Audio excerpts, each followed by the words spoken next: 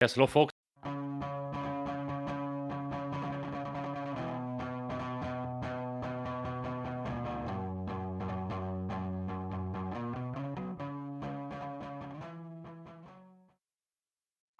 How are we doing, folks? So it is county final weekend in Carlow in terms of hurling, and it is up for the match, and we're going to have a good bit of crack over the next hour or so. We have plenty coming up for you on the programme, as well as being joined by some esteemed guests, which we'll crack on with in a couple of moments' time. We do have some interviews as well. We'll be hearing from Kevin Coady, St. Mullins goalkeeper.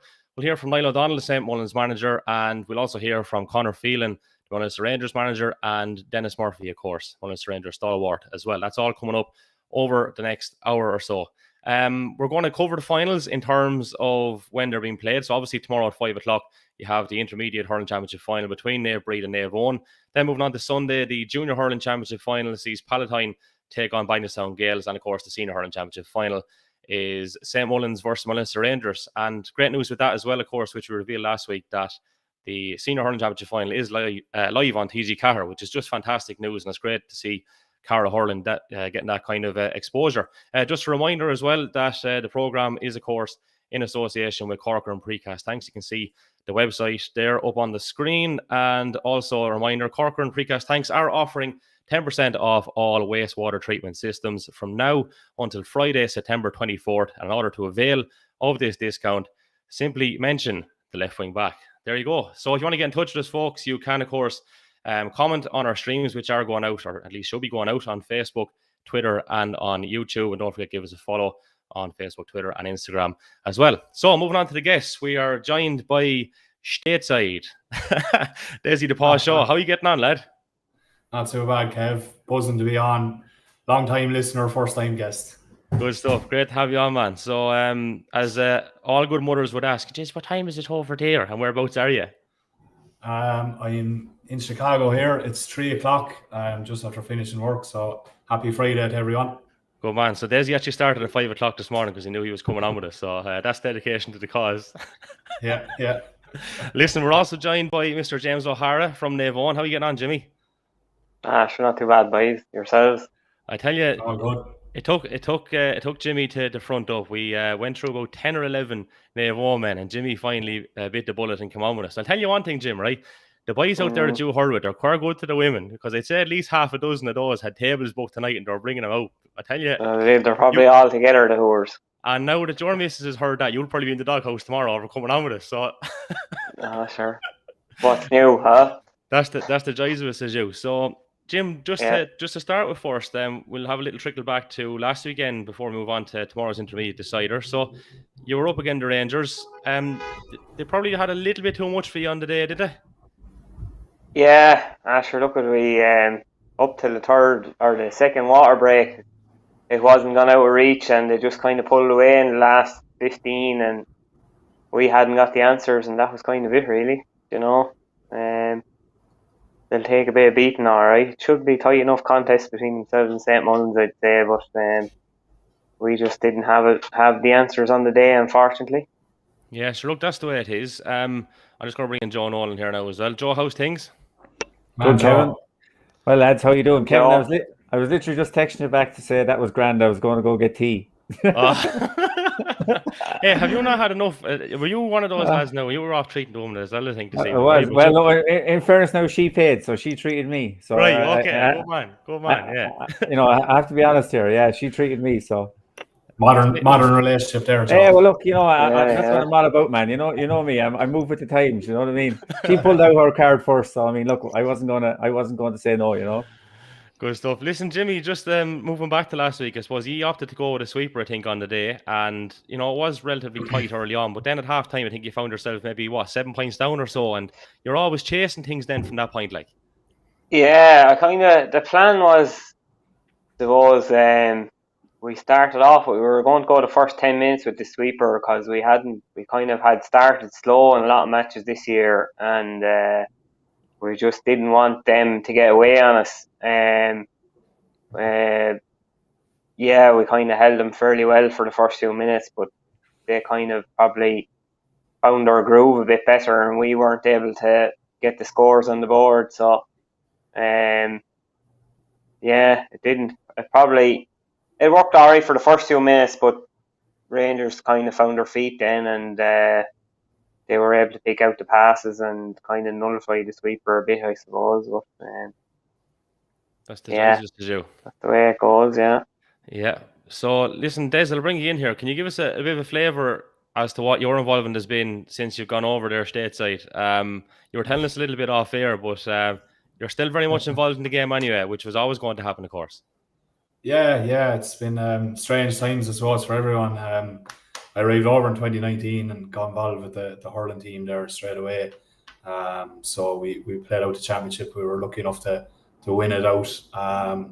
But since then, I suppose without the Irish imports coming over, there's been no hurling here for the last 2 years, disappointingly so. But I got involved with the football there in terms of training and coaching. So there's an intermediate team here made up of all American players called the Chicago Patriots. They asked me would I come on board with them. So we trained them there this year. We got to the final of the championship and were beaten by 2 points. So it's been all go, most of the year there training away. It's been thoroughly enjoyable. When they rang me and they were saying there's going to be a championship and training and stuff, I was like, thought about for a minute and I was like, sign me up, lads. It's been too long, GA, everything shut down, and it was just a joy to get back and doing something and being involved. Absolutely, lad. And I mean, from your own point of view as well, in terms of last year in particular, like you would have been very dependent on streams and stuff, so that would have been a great way for you to stay tangible while you're been over there. So you felt very much connected, I suppose. I know you were kind of saying you were a little bit maybe disappointed that you couldn't see some of these games in terms of the group stages. But like that's was a big facility for you to try and stay in touch, because other than that, like you're not seeing anything. Yeah, like I mean, I discussed this with you before, like I was saying, when the COVID hit first, like, and things were getting back to a bit of action, like the streams online, even if it's just a lad and a dog and a camera phone, like in the field, it was something, we're all craving action, we're all craving sports. So the streams were thoroughly valuable. The Park TV has been a great thing. I'm lucky enough I have the GA go, so I get to see the inter-county games. But there is a graph for the home stuff that I'm missing out on, I suppose, a little bit over here, and I'm just kind of disappointed. I won't be able to see any of the intermediates. I know the boys are recording the game, but I was talking to Stephen there. He said that it won't be streamed live, so I'm kind of a bit in the dark. I'll be following Twitter, I suppose, tomorrow to see how it goes. Absolutely, but I suppose on the positive front, to have TG Carr showing the game, as you mentioned, to start the program, that's massive. Like for the profile of Carlow hurling, not just for yourself overseas, but like everywhere for young lads maybe they can't get to the game, and little girls that can't get into the game for various reasons. Like to give Carlow hurling that platform is fantastic. Sure, it's huge. Like I mean, I soldiered long enough there myself, and I remember we could have been 5 or 6 years into the career, like, and you're never on TV, like, and we got to a Christie Ring, like, and it was put on, like, and it was a huge thing, so it's the more exposure the weaker counties get, the better, like, the more young lads are around the place, they look up, and that's all they want to do is be on the TV, like the heroes that they're looking at, so it's great that the boys are able to play this weekend, and it's on TG Carr, and the two teams have been very good over the last 8 or 9 years. Like the Rangers, competing in an All-Ireland final. St. Mullins, when they went into the championship in the club, they went on and did very well as well. So it's only right that I think Carlow and those two teams, get exposure this weekend on TG Carr. So let's move on to the intermediate final. As Jimmy, you're obviously all you boys were training together, I take it, this year. Yeah, up until kind of halfway through the championship, we kind of split trains. Matches were on different days, so we kind of had there was a big panel on for both intermediate and senior, so we had kind of split up then. But the boys seem to be going well now. In fairness, Robbie and Ross Smithers have them going well there, and they'll be all guns blazing for tomorrow anyway. There's a nice little blend there. So you have Robbie, of course, who has seen it all and done it all, and then Ross, very modern guy to have. Obviously, he's still playing the fucking game, and he's only a chap still, really, in simple terms. But to have that little dynamic going there, that's obviously got to be a good thing. Yeah, like it's a good mix. The two boys seem to get on well together, and all the players get on well with them. So yeah, I think they work well for them, all right. And there's a nice little blend in terms of on the field as well. Sure, Kavanagh's still flying at their centre back, and I'm sure there's a lot of lads in Michael might have felt that Kavanagh might have been able to play a bit of a part in the senior team, but he was selected, I think, in the end. Sure, Kavanagh's the same age as Des. Like, surely, there's 60 good minutes of him in intermediate final still. Lots left in the tank. Yeah, plenty in him, all right. Yeah, well, sure, like you have the older lads on the team, the likes of Cian and Kevin Foley, and then you have Martin Clowry and Kavanagh. There's a good bit of experience there. All lads would have hurled senior, and a lot of strength there too. And then you have some of the younger lads, then the likes of Michael Nolan, Colin Beck, Kieran Abbey in the goal. There's a good mix of lads there and lads in between then as well. So. James, would you have noticed in, say, the last maybe 10 years the style of Michael hurling changing? Because I kind of know a few of the younger lads. I would have coached a few of them there in my last stint as games development officer. I'm looking at some of the reports there. You have young Cian Harmon and Brazisco and like James Smithers on the senior team. You seem to have old school, traditional, tidy, fast, small corner forwards. Whereas traditionally, you would have been long ball, brutes of men in the full forward line. Have you found that the style has changed much? Yeah, I suppose we're in a bit of a transition, all right. You kind of want to try and isolate them lads and let them do their thing, all right. It doesn't always work out that way in Dr. Cullen, but yeah, there's definitely more pace in a lot of the younger lads coming through anyway, compared to back even when we were coming through. A lot of say my age group lads were kind of bigger men, and maybe not as pacey, but yeah, it's changing to suit the type of player you have coming through, all right. It's a cultural thing, Jim. It's a good point Des makes. I think there is a cultural swing in Eoin in the last couple of years anyway, in terms of how you're operating. Like, you're actually not lumping the ball anymore. And I think maybe, would it be fair to say that results probably last year at senior level now, and kind of going back to as opposed to intermediate, seeing as he went on and won that last year, like, there is a transition there. And I felt that actually stood you in good stead in the senior championship. You were competitive in every game. I suppose even last week, to a certain extent, you were competitive, but you're not far off. You're getting closer, and you're doing it with a new style. So you'd have to see that as progress, and it's probably something you'll probably stick with, I'd imagine. Yeah, like, I suppose we only won one match this year. It's hard to see it as progress, but at the same time, as you say, we were competitive in every match, really, I suppose. But yeah, we're kind of trying to get away from just lumping in aimless ball and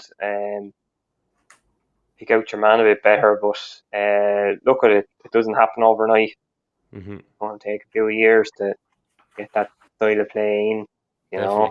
And actually, in fairness, like in terms of near Brid as well, there's a big change there too. Days and the traditional game is gone anyway. Sure, it has been for some time, and if you haven't adapted with it, you may forget about it. But even in terms of personnel, there's a big difference in near Brid now than what there was maybe 3 or 4 years ago. Lads have moved on a little bit, so I'm sure that's something you're very cognizant over there as well, even though you are so far away. Yeah, I suppose the old stock are gone, the my generation, I suppose, and a little bit ahead of me. We would have had serious teams there and serious, strong, big, physical, athletic men, So, a lot of those lads are gone. I'm looking at the team. I've barely played with any of the lads, maybe Aaron and Ayrton and, Wobbles there in the full back line are probably the last few lads that I played with. So the team has definitely transitioned. And I was kind of watching the Cork and Kilkenny game this year, and Air Sport were showing the 2003 game, and I watched that after it, and I was just like, it's chalk and cheese, the game that's being played now. Like, when I say, a long ball from Michael, it was direct ball. It wasn't just aimless ball, James. It was like long, hard, high ball in to a ball winner, and it seemed to be like a lot of that in the 2003 game. It's just hit it and drive it in, and you had to win your own ball. The style of hurling has completely changed. The style we would have played, I suppose, in our day was more of a kind of a running game with big, powerful, athletic runners like a Paddy Hickey and Mark Brennan and those guys. So it's interesting to see the way things have changed and the development of the team. That I see now. There's a lot of different guys there, and I'm sure they're probably playing a different style of hurling than what we were used to playing. Would you have thought that in 2008 we won the senior championship that John Ryan wouldn't hurl first team championship until last year? It's crazy. Like, I remember going around the country watching John and the county team. He was centre back on it. I remember going out to Freshford to watch a game, and he was like literally one of the best men on the field, and they were playing Kilkenny. And it's unbelievable to think that John didn't turn out to be what we all thought he could be.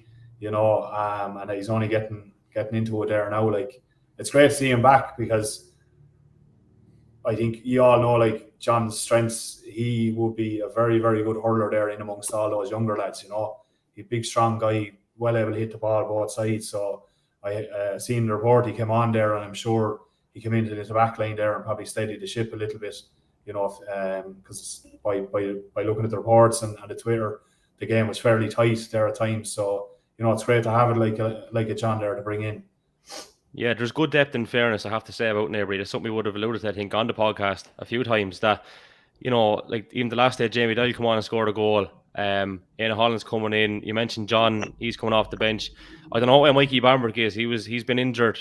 Watchy's there as well on the bench. Like, that's strength that we didn't have a couple of years ago, and I think a strength that we mightn't have had when we won intermediate in 2017. Like, so I think what I'm trying to say is, if it was a case that Naomh did get over the line and went up senior, we might be a little bit better equipped than what we would have been or could have been maybe 3-4 years ago. Like, yeah, for sure. And there's a lot.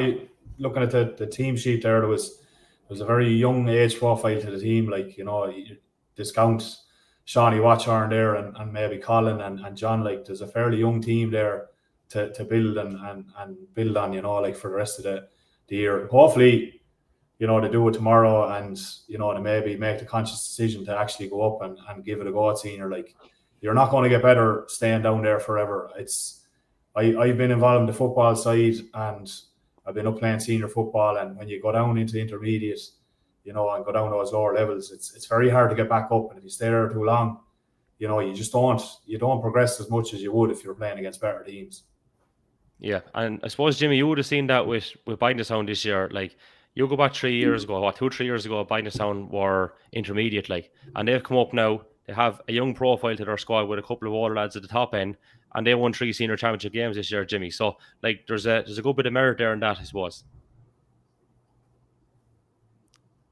Jimmy's up there freezing, lads.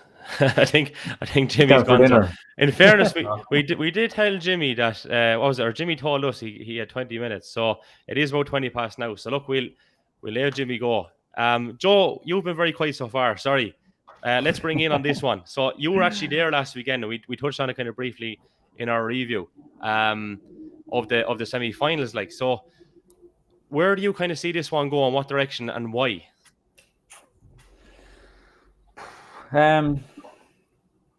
Well, yeah, you've two. It's going to be tight, I think. Anyway, first off, there's a case to be made for both teams to win it. I think in say the semi-final, say the Naomh Brid semi-final, which was very close with Munster Rangers. Like, we talked there about the impact of the panel, and it did make a massive difference. The changes that came in just to freshen it up and to get the scores and to maybe just tighten it and tweak it a little bit. Like you mentioned, John coming in there, and that was a big. I think it was Adam Dunn went off, and John came in. Like, that's a big change because Adam's hurling so well there. But he fitted in seamlessly. So so that was it. It was good from an Naomh Brid point of view. I think the one thing that they were conscious of, and was these kind of lapses in the game that they've had. They've had a couple of bad starts to games where they found themselves. I think Mount Leinster Rangers in the first game, they were down 6 points to no score. I think it was 8 points to 3 then at the water break or something, playing with a win. So they'd started badly, and I think in the first time they played Michael also, the same thing happened. And even against ourselves, when we would have been the weakest of the intermediate teams there this year, like I think at the first break there was only 2 or 3. First water break there was only 2 or 3 points, and now look, the bet is comprehensive in the end. But I suppose tomorrow, if they give Naomh that foothold in the game early, it's going to be a bigger mountain to climb. But like I said, in the semi-final last weekend, they managed to get 1-3 on the board without reply, and it kind of steadied the ship for them. I suppose from a Naomh Brid point of view, look, you're looking to their big name players. Some of them you mentioned there. I think a key thing, I suppose, they've 2. Look, they've six good forwards, but they've 2 very good forwards that you'd be looking to for scores in Fiach O'Toole and Aaron Hammond. And I think they'll need 2 big games from the boys, and they've been delivering all year in terms of scores when they get the ball. And I think they'll need to get them on the ball, to make things happen tomorrow. And I think that would be key. I think. Go on, yeah. Sorry, Joe. Who do you see matching up with Shane Cavanagh? Do you think Fiach will play centre forward and try run ragging him? Or do you think, I wouldn't. I think maybe Shane. Depending, we're guessing who's going to start or whatever. But maybe even the likes of Shane Doyle was on the wing the last day from memory. They might try to spoil the middle, if you get me, and maybe have Fiach roaming and a little bit loose and get on the ball a bit more. A famous Seamus Brennan tactic he used in another 21 final. All right. I think they might He put Barry Cian on Shane and put Mark in the corner. So right. he could get a bit shy over. So maybe they might do that again. Yeah, well, I think they might, because I tell you, it might be a plan. But I suppose the thing then is, is your mindset wrong then in terms of, are you more worried about, once they're worried about their 6 and marking him rather than saying they're taking the game to him. But look, it might be a sensible thing to do. But Shane is such a good reader, and in fairness to that intermediate team, and you mentioned there, and James mentioned, and you mentioned it as well about the change in style, intermediate grade now, it's not like you said, catch and deliver, stand and deliver sort of thing, that, the Michael midfielders will be working smart and trying to get Shane loose as well. So no matter what kind of plan or personnel start on Shane, it doesn't necessarily mean that he won't have an impact in the game. Yeah, better man to deliver in a nice slow ball into the. That's it. I think from a Naomh point of view, and you mentioned them there already. Their 2 wing forwards are 2 massive ball winners there. You Kevin Foley and Martin Clowry, and it allows their goalie then Kieran Abbey, who was very accurate and very long with his puck out, to go direct. And then you have busy players in around there. Keith Hogan normally plays in a centre forward. One man who I think could be very, very key to this whole game. And I was surprised that he didn't probably make the step back up again this year in senior level, was Killian McCabe. Now sometimes he can nominally start in at 15, but in our own group game against him, he had a huge influence when he came out around the middle of the field. Just ran the show from the middle of the field, and you probably would have hurled against him, Des, or with him and against him. What type of hurler he is. Yeah, like Killian. When Killian burst onto the scene, he was a few years younger than us. Like, the pace he had, like Killian to take off on a ball, and there's no catching him. You're just hoping that he'd maybe technically break down or something. Maybe he'd overcarry it or run into trouble. But he was a fantastic person to have on your team. Just pure and out and out pace. I don't know what he's like now. I mean, guys like that tend to lose it towards the latter end of the career, so I don't know whether he still got the blister and pace or not. But I seen the report he scored 1-9. Whether that's an accurate reflection of the game or not, I don't know. Sometimes those scores will be off, but that's a fair chunk of scoring for Michael. Well, I tell you what he is now, I suppose, and I noticed it as well. And you mentioned there about the pace. When we heard him, it was quick. And he always had a good touch. It wasn't for burning lads where he was getting the scores and picking up the ball. It was his brain. Do you know what I mean? That the experience that he has, and that could be very crucial. A couple of other names there from Michael, like they have a lot of firepower up front, and I think the Naomh Brid backs will really be on their toes. Like, you know, they have young Gavin Rosistico and Cian Harmon, like two young guns like that were mentioned, and both are very, very, you know, very quick. Cian knows where the posts are, and he's very direct as well.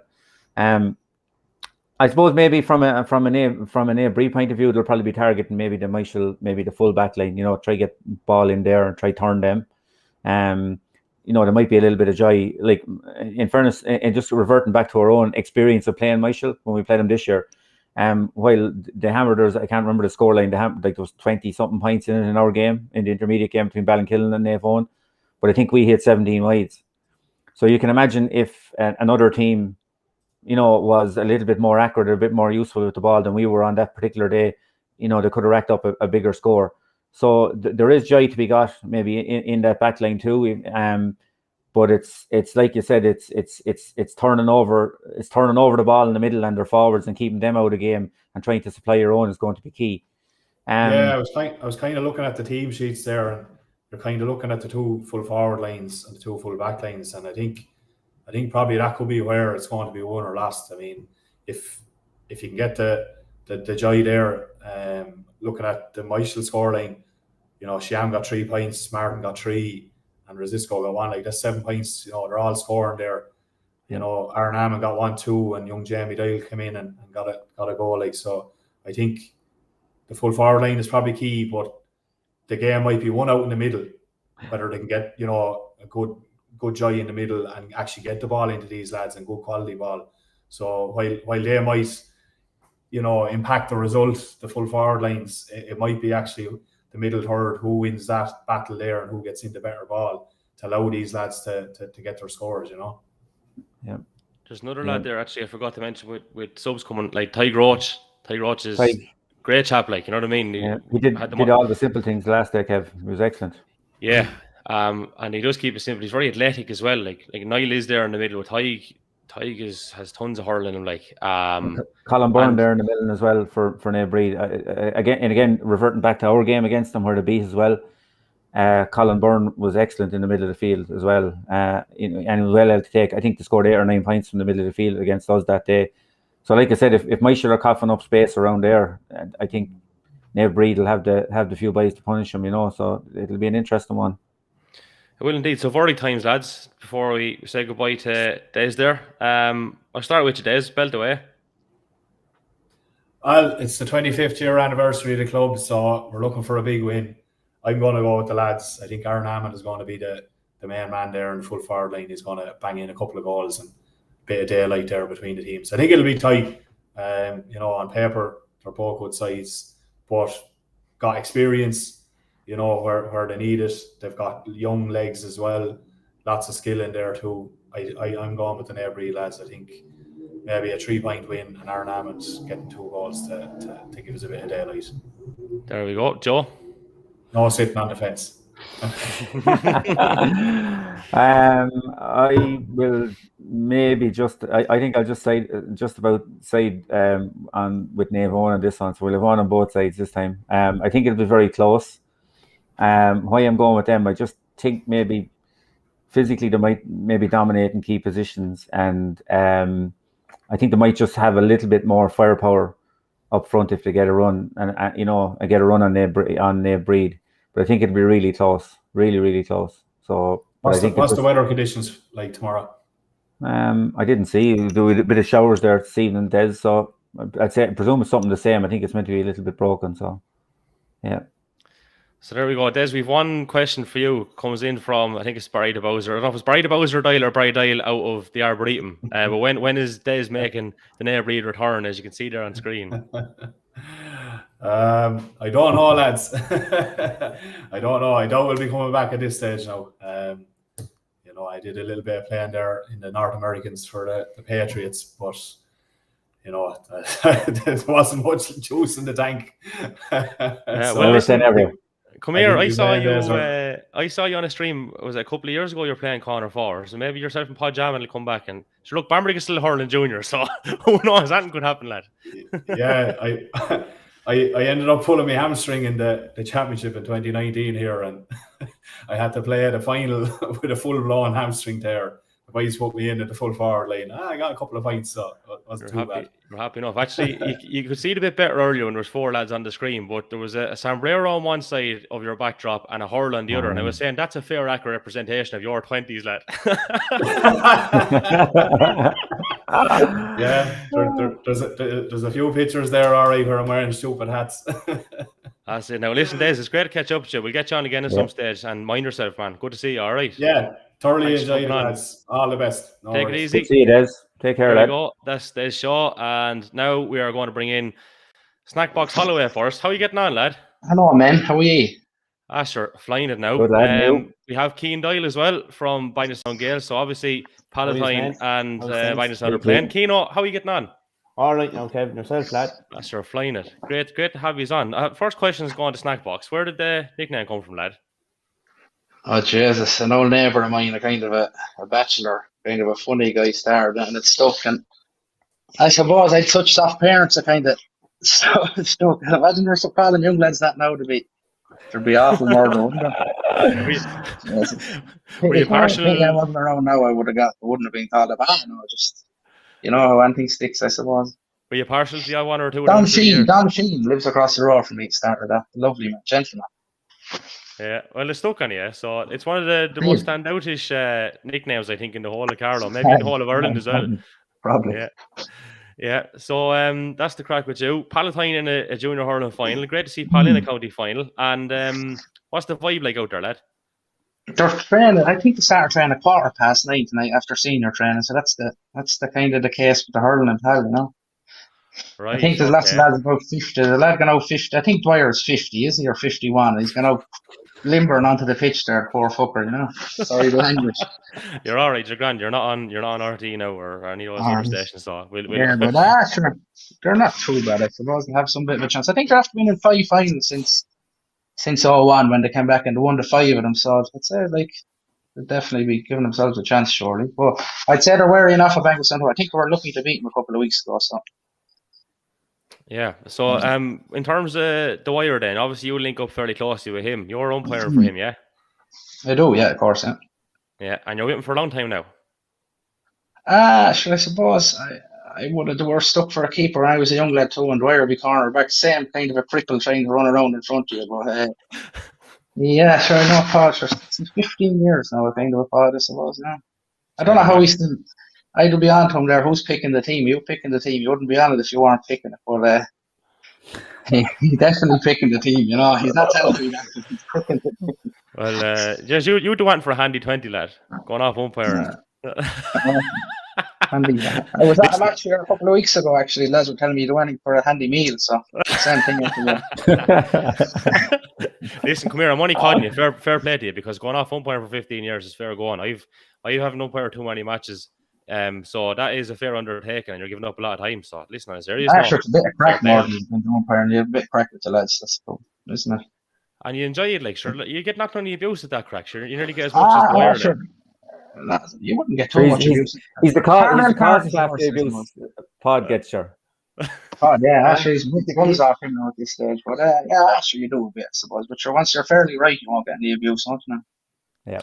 At the higher level, lads, anyway, there doesn't be any abuse really towards it. Just maybe the junior games will be harder ref than an inter-county game, And are you kicking ball this year, or what story?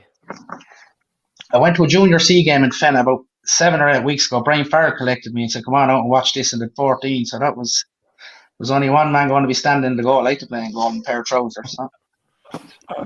Hey, sweet, it wasn't too long ago you were saving penalties in senior football semi-finals with your first touch on the field of play, if I remember correctly. I don't know if it hits you, it kind of stays out, doesn't it? It hits you, it stays out. Simple as that. I wouldn't say we're saving him now. It's probably a bad strike more than me saving him. Just give yourself a bit of credit, lad. Give yourself a bit of credit. So look, that's the story. Keno, how are you keeping, lad? I'm all right now. Not too bad. Over last weekend yet, or still kind of a touchy subject? So you know yourself, tough one to take, all right. But sure, I presume if you're to look at the bigger picture, I'd say it's improvement to last year. But then again, after winning the first 3 games on a bounce there, and kind of just losing last week the way we did, I think, in terms of ourselves, it's a tough one to take now, to be honest. Yeah, because look, you have made so much progress this year, and we've only been talking about before you come on there in terms of the progress you made over the last 2 or 3 years. But like it was a funny sort of a game last week. The Bowser Doyle was fairly strong on it anyway. He reckons that the penalty decision kind of changed the whole course of it. Like there was only a puck with a ball in it up until that point. But how did you see the game as a whole yourself, and what was it like to play in? Sure, it was kind of looking back on it, all right. It kind of you'd pick up on things, all right. But in terms of playing, all right, there was some pace to it now, all right. It was probably the quick in terms of pace and intensity wise. It was probably the quickest we've played all year. And but sure, St. Mullins will hurl with you anyway. You know that going in, they'll go for 60, 65 minutes with you. They'll hurl away, but I think they did deserve it there last Sunday. In fairness, their main men stood up to the fore there. Mouse and James especially really drove them on when they kind of needed it, and the goals, and they were involved in all the goals they got, in fairness, and we can have no complaints there. We just have to kind of regroup and go again next year. I thought you actually did fairly well on Mouse, and we were saying on the podcast there on Monday. In fairness to you, like, because that's not an easy job for anyone. You obviously enjoyed the task over the 60. Yeah, it was grand now, in fairness. Mouse, in fairness, he's probably one of the best you're going to come up against anyway, especially here in Carlow. Like, he's a handful for the best of players around. Like, so I kind of knew going in anyway I'd be tasked with him, all right. So it was kind of preparing yourself during the week, putting yourself in situations with him, like, kind of, but sure, that kind of all goes out the window then when you go onto the pitch with him. Sure, the man could do absolutely anything. So he's a different kettle of fish, all right. Yeah, but like, look, that's the long and short of it. St. Mullins are through to the final, as we know. But like big learnings, big experience, big progression, and you're carrying a good bit in, which is next year. You know what I mean? Like, you were competitive last year in games, but you were, sometimes the margins weren't great. This year you win 3, so it's an upward trajectory, that's and it too. That can only be good, like, Yeah, it's not all doom and gloom, like, it's kind of, we have to take it on the chin now and kind of move forward into next year. We, like you said, we didn't win a game last year, won 3 on the bounce this year. I'd say if you had gave that to us after the Michael game last year, losing to them, we would have snapped your hand off. And getting to a semi-final then and being in the game for 45, 50 minutes, kind of the last 10, they really pulled away. So we know ourselves now. We have to just regroup now, and we know the level we have to get to if we want to progress to a senior final now. So that's it, really. Yep. So what's these juniors like? Talk to us about the junior side. Liam Galway is doing a lot of scoring. But, Galway's hurling well now, in fairness. And sure, it's hard to know to be honest. They got to 2 finals there the last couple of years, and they lost the 2 of them. But they're this year, all right. There seems to be a bit of a buzz around it. Like, they're all training there, in fairness, and we're training there now tonight as well, all right. I was over at a bit of it, and they've big numbers again, and they're fairly confident going in now. But I know they lost to Pal there a couple of weeks ago. I wasn't out at it myself, but from talking to them, all right, they're fairly not confident, I'd say, but they'd be expecting better things compared to the last game again, Pal. Yeah, and like, I mean, from the point of view of the one thing I just sort of gathering there so far, and the difference between the 2 clubs is, like, snack boxes after saying the boys are only go to train at 9:15. Find a sound after doing their training and have it finished. Like, isn't it mad the way the priorities are so different? Like, oh sure, that's it. Like, but Pal, it's obviously working for Pal. They're winning their finals. Like Self said there, the last couple of years, they know how to win a junior final. I actually don't know when the last time our lads. I don't think anyone in the group at the minute has a junior final or a junior medal. So Pal know how to do it. It's kind of, it's unknown territory for our lads. They're going to have to, I suppose, prove to themselves that they're able to win. But they do have the players, all right. They have a fierce, good hurling team there, the likes of Galway. You have Alan Whelan there playing full forward. Then you have the experience that Dotsy is back as well. So they're gelling well together. So hopefully now Sunday they get over the line. But then again, it's hard to know too. It'll be tight, I think. Snackbox, this is an honest question now, and I don't mean it. It might sound a little bit cynical, but like, is the hurling junior final a bit of an inconvenience for Palatine? Because obviously, like, be honest. Sorry, Kev. The lads not playing hurling's a big inconvenience, definitely. But I suppose that the senior footballers who will be playing hurling like would want to win this too. But then you'd have lads who wouldn't have committed to the hurling to be saying that fucking hurling like. But of course, that's very hard to change that in the club. But no, they'll definitely want to win. The lads involved, there's no doubt about that. But it'd be, it's just. It'll be senior football at all, but as long as I'm watching it come first there. Sure, they haven't trained. They've done bits of training, but it's clashing with football the whole time. So. And like, there was kind of rumours going around that Pal were kind of considering maybe going with underage hurling. Or is there any truth in that? Like, and how much, like, that's a kind of a contradiction in terms of what we may be hearing then with prioritisation and stuff. So are we in unison with what we trying, or what we want to do, I suppose, in terms of trying to get underage hurling into the club, if that is true? I didn't hear anything about that, no, Kevin. But it's you're sacked. They've only one pitch up there as well. I said it's highly unlikely. But I wouldn't know. I think a lot of the younger crowd play with Satanta there in Carlow down, in fairness. So yeah, but wouldn't it be great though? Like, and I mean, if the format stays the same, Snack, with the one played before the other, like if they do rotate it year to year and football is first and hurling is second, and vice versa, like surely that can only be a good thing. Do you know what I mean? Because there's time to play both codes then. Whereas in other years, like, you might understand a bit more if lads were getting a bit tetchy about hurling in the middle of football and stuff. Do you know what I mean? Like, definitely make it a bit easier, Kevin, alright, but I couldn't see them starting to train hurling before football championship. I couldn't see it anyway, being honest. Who knows? Yeah. It's great that the Satanta crowd and Carlow Town crowd take them in early and they come out to us then for the junior.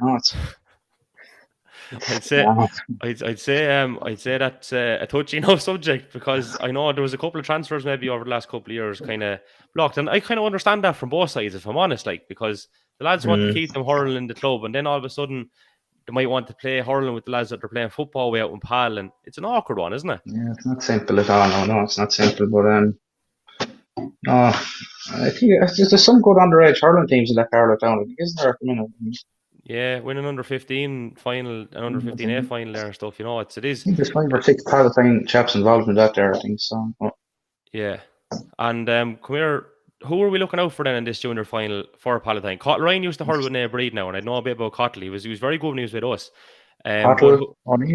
Cottle Ryan. He's from Finalists. Cottle Ryan as well, Evel. Surely good hurling. Charlene Kenny in goal, like, probably should be out the field, but there's no high balls to drop into the net at least or anything like that with Liam, so hopefully. And it's all the usual suspects that have been there, I suppose, for the last 10 years, coupled with the likes of Shane O'Neill and stuff that have obviously come in the last year or two.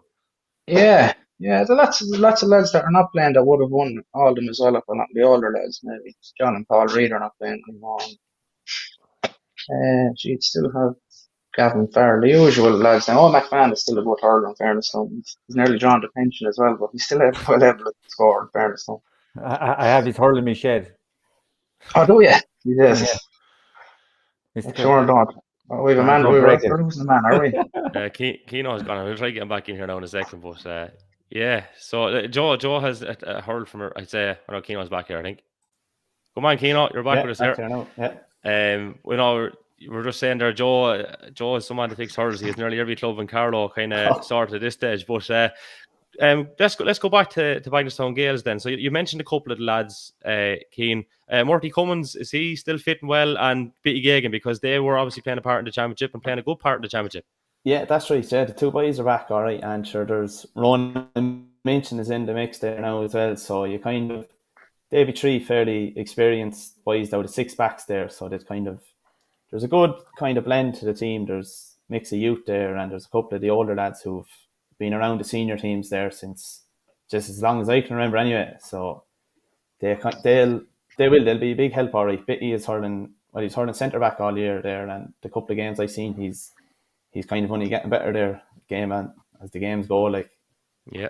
So obviously, look, we're at verdict time, because coming up on the stream, we are going to show some pre-senior hurling final interviews. We didn't get to do any junior ones, unfortunately. Sorry, lads. I wouldn't be able to make it out to Palatine at 9:15 on a Friday night when the show is going on live at this time. But here, hold on, we have a comment in actually that you'll like.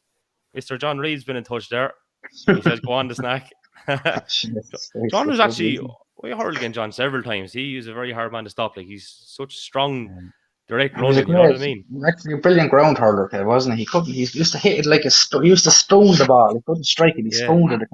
When he was it was a hop. Like, it wasn't the ball due to the hurl solo. He literally used to tap it up like that, and lads couldn't get in a flick either, because he was actually so quick and elusive, like, you know. But look, we're getting there. We're getting there. Verdict time. Snack, who's winning this one? I'm sure Paller kind of fairly unbeatable in these finals, aren't they? You couldn't really say that. They beat Banglestown, I'd say. What year did they beat? 2017 they beat Banglestown in the junior final. That's 17, yeah.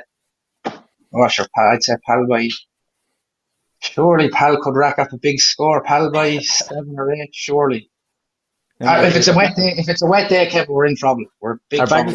Are Banglestown not going to score? Is it going to be 7 points to no score? I think we could rack up a big score now. It's hard to know, but if it's a wet day, we're in big trouble, Kev. That's the joys of Pan Hurling, because they can't strike on a wet day, you know. You must have the handicap covered in Paddy Power anyway, I'd say. I wish it was that easy, Joe. I wish it was that easy. Right, Keno, step up. That's right. I'm going to go with our lads there, Banglestown.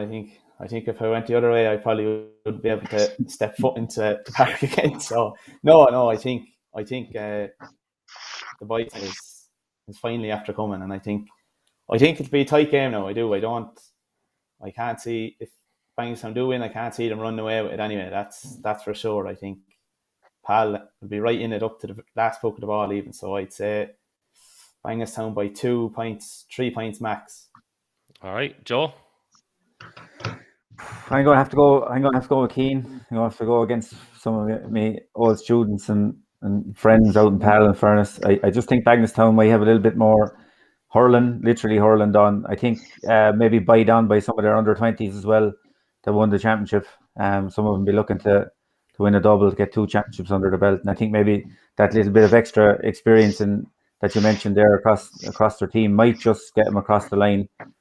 And I actually think the weather conditions, while some lads I think the wet conditions might even things up or whatever, you know, I think if you're maybe the more technically proficient hurlers might prevail, and I think maybe just a little bit more hurling that the Banglestown Gales lads have done might just get them across the line. But it'll be a very tight game. I think it'll like what Cian said. I think it'll only be a poking of a ball between the two of them, but just about shaded for Banglestown. Right, so there we go. And listen, before I let you go, lads, Keno, I've a kind of a funny story, but a kind of a half public apology all in one, right? So we were out 3 or 4 years ago playing a minor hurling championship quarter final, and you were centre back for the town anyway. And I can't remember which one of our lads it was, but you absolutely halved them. And Gladney was all fired up on the sideline. And I lost the mind as well. And I let her roar too. I said, "You fuck back to your soccer." And I don't know if it was you. I don't know if it was you, Robbie came, but quick as a flash, "You fuck back to your commentaries." It was Robbie, yeah. He absolutely sickened me, I have to say. Now look, I regret shouting things like that at chaps anyway in a minor game. But yeah, all the heat at the moment. It was quite funny to look back on. But public apology there now, Keno. Yes, all right. Them things happen, Kev. You're all right. So listen, one last thing. Look, one very final thing before I do let you go. What's the story with the soccer, Cian? Like, is it literally jacked in now and that's that, or is there kind of a thought process that you might go back at it, like, or what's going on? Oh no, I can't see it now, to be honest with you, Kevin. I'm kind of into the hurling and football now, I suppose. Well, football now, being as the hurling's over, but I'd say the soccer will be. I see hard seeing myself going back, but sure. See what happens to you. Yeah. Well, listen. Yeah. Come here, lads. Yeah. Thanks a million to both of you for coming on. We're looking forward to the junior final on Sunday, which is at 1:15 now. We're informed according to the Carlow Twitter page. So, the very best luck to Pal. The very best luck to Banglestown and Snackbox and Keno. Thanks for coming on. All right. Take care, man. Cheers, boys. Good luck, man. Good luck. There we go. So, just back to the two of us again, Joe. As we mentioned, we do have some. They're actually post-match interviews from the last day, but they kind of tie in a little bit to previews in terms of Sunday as well. Like, one of them is a little bit dated now, I won't lie, because we did speak to Niall O'Donnell and Kevin Keogh, and at the time we didn't know who was going to win the second semi-final. But when we hear from Conor Phelan and Dennis Murphy, we obviously know Rangers are playing St. Mullins. So just for our viewers and listeners to keep that in mind. But we'll start here with Kevin Keogh. Kevin Keogh, St. Mullins back into a senior hurling final. There was a lot of lads writing you off a month ago or so. You've bounced back well, you've hit form at the right time. Tough battle out there. But all that matters is that you're in the final. Yeah, look, we're delighted. It's obviously the place we want to be at the end of the year. Like, semi-finals, they're not easy one. They're nearly the hardest games to win. And fair play to Bangstown. Like, Jesus, they've come on awful lot, like, in the last few years, and it was a tough battle out there today. I think a lot of the time we kind of give up about forwards not taking chances, but I think on both sides today, especially in the first half, defensive play was to the fore, like, and I'd say no more so you would have saw that yourself straight in front of you with Paul and the lads doing ever so well. And it wasn't until kind of the last quarter that the game opened up a little bit, but super defending has to be said. Oh, from both sides. Like, it's very difficult to get scores away. It was tight, a lot of running. But just have to be happy with the boys. Like, you know, they stuck tight. Just the little touches always make the difference, and we got the touches right today, thankfully. Definitely. And I suppose, I know we're born a cliche, goals do win games, but you got one just before the water break, you got one after the water break, and that really kind of turned the tide in your favour, it felt. Yeah, like, as I said, it's such a tight game. There was only a point or two in it the whole way through. It was tit for tat, and whoever got the goals was obviously going to get that extra leap forward. Like, just turned out to us like Bangstown could have had two in the first half, only for defending, like, great defending. Gary Bennett off the line there, and I think Paul Doyle had another great touch. Like, so it just swings and roundabouts the way it goes. Like, you know, we got the goals in today. Did you get nervous at all? You made a great save from Jake Doyle, and then obviously Keelan got the rebound put in the net. At that point, were you a little bit nervous, or what was going through the head? No, like, Bangstown were coming strong that time, alright, like, and you know, it's disappointing when you do make the saves and the rebound goes in, but you know, confidence in the lads in front of you and the lads out further out the field, like, you know, if we hold our own, we'll get there, like. Absolutely. Well, listen, Kevin, well done. Of course, we do know it will be Michael Rangers when this goes out. It won't really matter, but either way, you're in for a battle, and you know that.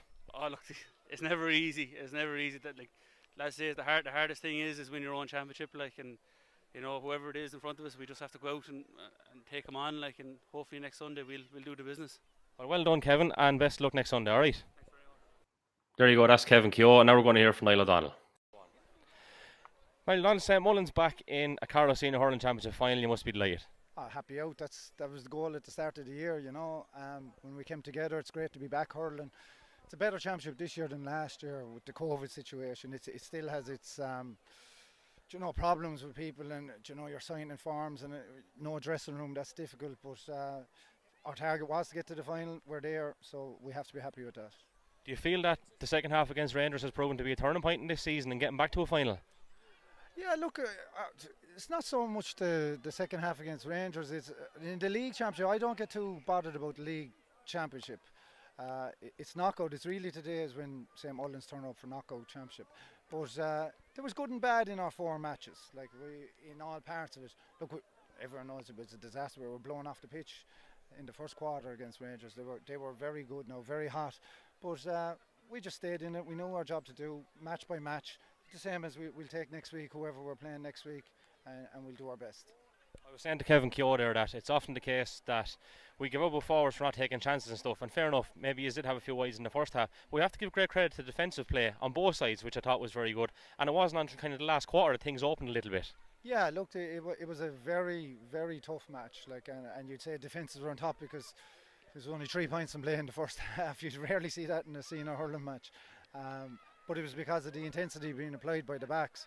So, yeah, I wasn't surprised. I knew going in at halftime it was going to open up because the players have to get tired, and when they get tired, opportunities come. And look, in fairness, I thought we worked the goal very well. And like Marty, look, he stuck the penalty. There's no better man to be taking a penalty, you know. And just in terms of the goal, as you said, it was taken well. It was super team play, and Paddy obviously had a point to prove. He came on, I think 1-1 or 1-2, I think maybe. 1-2 from play, yeah. He did, yeah, no, he played very well, in fairness. He took his chance, but look, we've said that we've a strong panel this year, and we said we're trying to be fair to everyone. We can only play 15. Paddy actually missed a week's training. He had a broken bone in the back of his hand, a small break, so that probably pushed him into the subs. But look, he took his chance, and like we took other people. Look, I thought John Dorn did an exceptional job for us, centre forward, and we took him off in the end because just, you know, there's other people there to go on to help us to get over the line, and that's great. That's what we want. And lastly, obviously, Seamus played a few minutes too. So these are the headaches you want going into a county final. If you're in no county final and you had headaches, you'd be a lot worse. That's for sure. No, look, we're happy to be where we are, and we'll do our best, and we'll try and do the club proud, and hopefully get a bit of luck on our side on the day. You don't know. Well, the very best luck, and thanks for having a chat with us here. All right. So there you have it. That's Niall O'Donnell, the St. Mullins senior hurling manager. Now we're going to hear from Conor Phelan, the Rangers manager, and Dennis Murphy. All right, we have Conor Phelan and Dennis Murphy. Munster Rangers back in a county final. Conor, well done. Job done, I suppose. 10 points to spare in the end. How did you see it? Yeah, sure. Obviously, semi-finals are there to be won, and I suppose we had a decent performance, and at times, patchy at times as well. But we asked the lads, they stay in tough conditions to kind of to work hard and try to keep that scoreboard ticking over, and we did. So that's all you can ask from him. We scored 17 points in the end. So again, in tough conditions, that's all we asked for the lads, and it's getting into this county finals. It was our ambition today and our goal today, and we got there. We got a decent enough performance, but county finals next weekend, and we're just delighted to be in it. Dennis, there's all kinds of retirement rumours at the start of the year. You're here and you're in another county final. I'd say they're put to bed. Was there any truth in the rumours? And if so, how happy are you now to be back and back in the final? Yeah, look, it is going to be the last year for me. I wasn't going to come back this year, to be honest, but a few of the lads, kind of management, spoke to me and asked me to come back, and thought maybe I could give a bit more for one more year. So I'm delighted I'm here. I'm delighted I have one more county final to look forward to, and that'll be it then. It's just, unfortunately, the body, the recruitment of injuries and the knees and stuff, it's not feasible to keep going. So one last hurrah, and hopefully we can get over the line once more. So you're hoping to write Rangers' version of The Last Dance, I suppose. I wouldn't quite go that far now. Look, I've been enjoying my hurling. I've been lucky enough to be part of a great team, great club. We've been lucky enough to win a lot during my career. So I've been very, very lucky, and hopefully we can add one more. Well, Conor, these meetings between yourselves and St. Mullins, they're not rare anyway, especially on county final day. Do you expect this one to be much different? No, I don't think so. And I suppose the last number of years it's been nip and tuck between both teams, and I suppose it's just it's trying again for us is we're just trying to get a performance, and hopefully if we can get a performance we can be competitive and there and obviously we have a decent squad now. We're after getting a squad together, and that's what we need, and we've opportunities and let's say options in different positions, different lines. So hopefully we can be competitive, and they had obviously a good win today. So yeah, we're looking forward to it anyway. Looking forward to the challenge. Last question, Dennis. I know you a long time. You've always been chilled, right? And I suppose in the back of your mind you said this probably is going to be your last year. So are you enjoying every moment of it, even if some of those moments aren't positive? Like, you've always taken it in your stride. You've always been so chilled. And I remember having this conversation with you, whether it's Crow Park, whether it's Dr. Cullen Park, whether it's Blow and Burris. You're just then as simple as that. Like, the mindset doesn't change, which is a great quality to have. But like, is there anything in the back of your head this year that's a little bit different, knowing that it's going to probably be the last year? Not really, to be honest. Like you said, I do tend to take most things kind of in my stride as I'm going. I've generally been quite, like, I don't really feel much pressure. I don't feel anything extra that I have to deliver anymore because it's my last game or anything like that. But look, I'll try and contribute as much as I can to the team. At the end of the day, it's all about trying to get Rangers over the line. And St. Mullins are going to put up a huge task. We know the qualities they've had. We know they've probably, between ourselves and them, over the last 10-12 years, it's been nip and tuck all the time. We know it's going to be a massive battle again next week. So hopefully for our sake we can go over the line, but it's going to be a massive task. Personally, I'd love to finish on a high, but that's not the way sport always works. You'd have to earn it. So we'll see where we end up next week. Listen, lads, the very best luck to both of you, and thanks for having a chat with us. All right. All right, so there you have it. That, of course, was Dennis Murphy and Conor Phelan. We have a few more vocals to bring in. Joe's screen is black there at the moment. We'll try getting back in. All right, that's not working out too well. We've James Hickey. How are you getting on? Where are you going, Kevin? You're flying it, lad, and yourself. Yeah, all good, thanks, yeah. Ready to go? County final fever? Yeah, county final weekend is always a big weekend, you know. It's great to be here again, I suppose. Look, it's our 15 final in 16 years. I suppose it's they get better every time, you know. We definitely don't lose run of ourselves or disregard them. Everyone is as good as the last, and that's the way it should be. You know, all we want to do is keep adding titles on the board, and you know, let history take care of itself. You know, and we have a group of players there that consistently do that, consistently keep coming back. I think the history books over the last 15 years will speak for themselves and the group of people that have represented the jersey, and they always do that and give the best account of themselves. We've had good days and bad days, but we'll always keep coming back, and that's the main thing. Absolutely. Pat Coady, how are you keeping? Very good, Kevin. Yeah, how's it going, James? How are you, Pat? How are you going, bye? Good, bye, good. You've made some adjustments from the last time. We can actually see you for a change anyway, and we can hear you as well. So hopefully that remains the same, because we don't want you looking like Stevie Bambrick off Crime Call. No, you have to get the old up to date with the old technology, Kevin. You know. I always thought you were a whiz kid anyway, lad. But anyway, you're a wizard with a hurl, that's for sure. I'm going to try to bring Joe back in. There we go. You're back with us, Joe. How are you, Joe? Well, man, how are you all? Good, thanks. Good, yeah. So, Pat, what's we've touched on county final fever briefly there with James, but what's things like below in Bahana and the wider area of St. Mullins? Sure, yeah, just I suppose the same as what James says. We've been lucky enough, and I sometimes think people might think we take it for granted as well. Like, you know, in Carlow, but it's such a small hurling community, and sometimes I suppose you get the opportunity to be in a final more often than other clubs in other counties. But yeah, it's the best week of the year, always, county final week, and you can see the old buzz around the place. I was up in the field there this evening. The boys are putting their, I suppose, the final touches to what their preparations for Sunday, and going through the drills, and I have to say, I thought they were looking very sharp. I was very impressed with the ball working. They were snapping balls in the hands, but even with the few little lads running around the place with the hurls, and few, I suppose there was a few spectators there as well. It just adds a little bit extra to it. You know, it's a bit more on the line now this week, and so, you know, we're glad to be there. Missed out on it last year, so you know, we're back there. Hopefully things will go our way for on Sunday, sure. You know, big day. So, James, what's the story with you the weekend? Is Greg Namana out, or is that the following weekend? No, that's the following weekend, yeah. All right, okay. So you can really concentrate on it and take it in and, you know, enjoy the weekend, I suppose. Oh, yeah. And look, it's great to enjoy him. And sure, I suppose, being truthful about it, I think that if you look at Rangers and St. Mullins, I suppose historically over the last 11 years, I suppose, to share 5 titles each during the last decade, they won 10, we won 3 in a row, they won 3 in a row, then we won a couple, they won 1, and then we started this decade. But like over the last 11 years, it's been 6-5 to us, so that'll tell you how close this thing is, Sunday. And I think, I suppose, even when we probably started hurling, and I'd say Pat will agree with me on this, like, we were kind of the new kids on the block. St. Mullins, as we know, always had history, like there's no doubt about that. But I think what the two clubs have done over the last 10 years, I think the two clubs deserve great credit. There's a great mutual respect there now, I think, between both clubs. That and we've seen that, I think, when we went on the Leinster final run and when St. Mullins went on their Leinster final run, I think both clubs really got in behind each other. And look, no one will want to leave Dr. Cullen Sunday without that cup.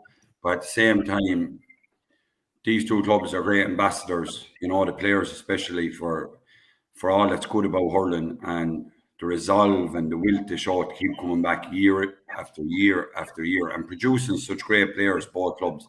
And that's in no disregard to any other clubs. It's great to see Bagnallstown coming this year. Ballinkillen were hit by a lot of injuries. But Carlow hurling is, I think, getting stronger again. But just on St. Mullins and Rangers, I know Sunday's there, and I just think over the last 10 years it's been phenomenal what the two clubs have achieved. Yeah, definitely. Pat, jump in.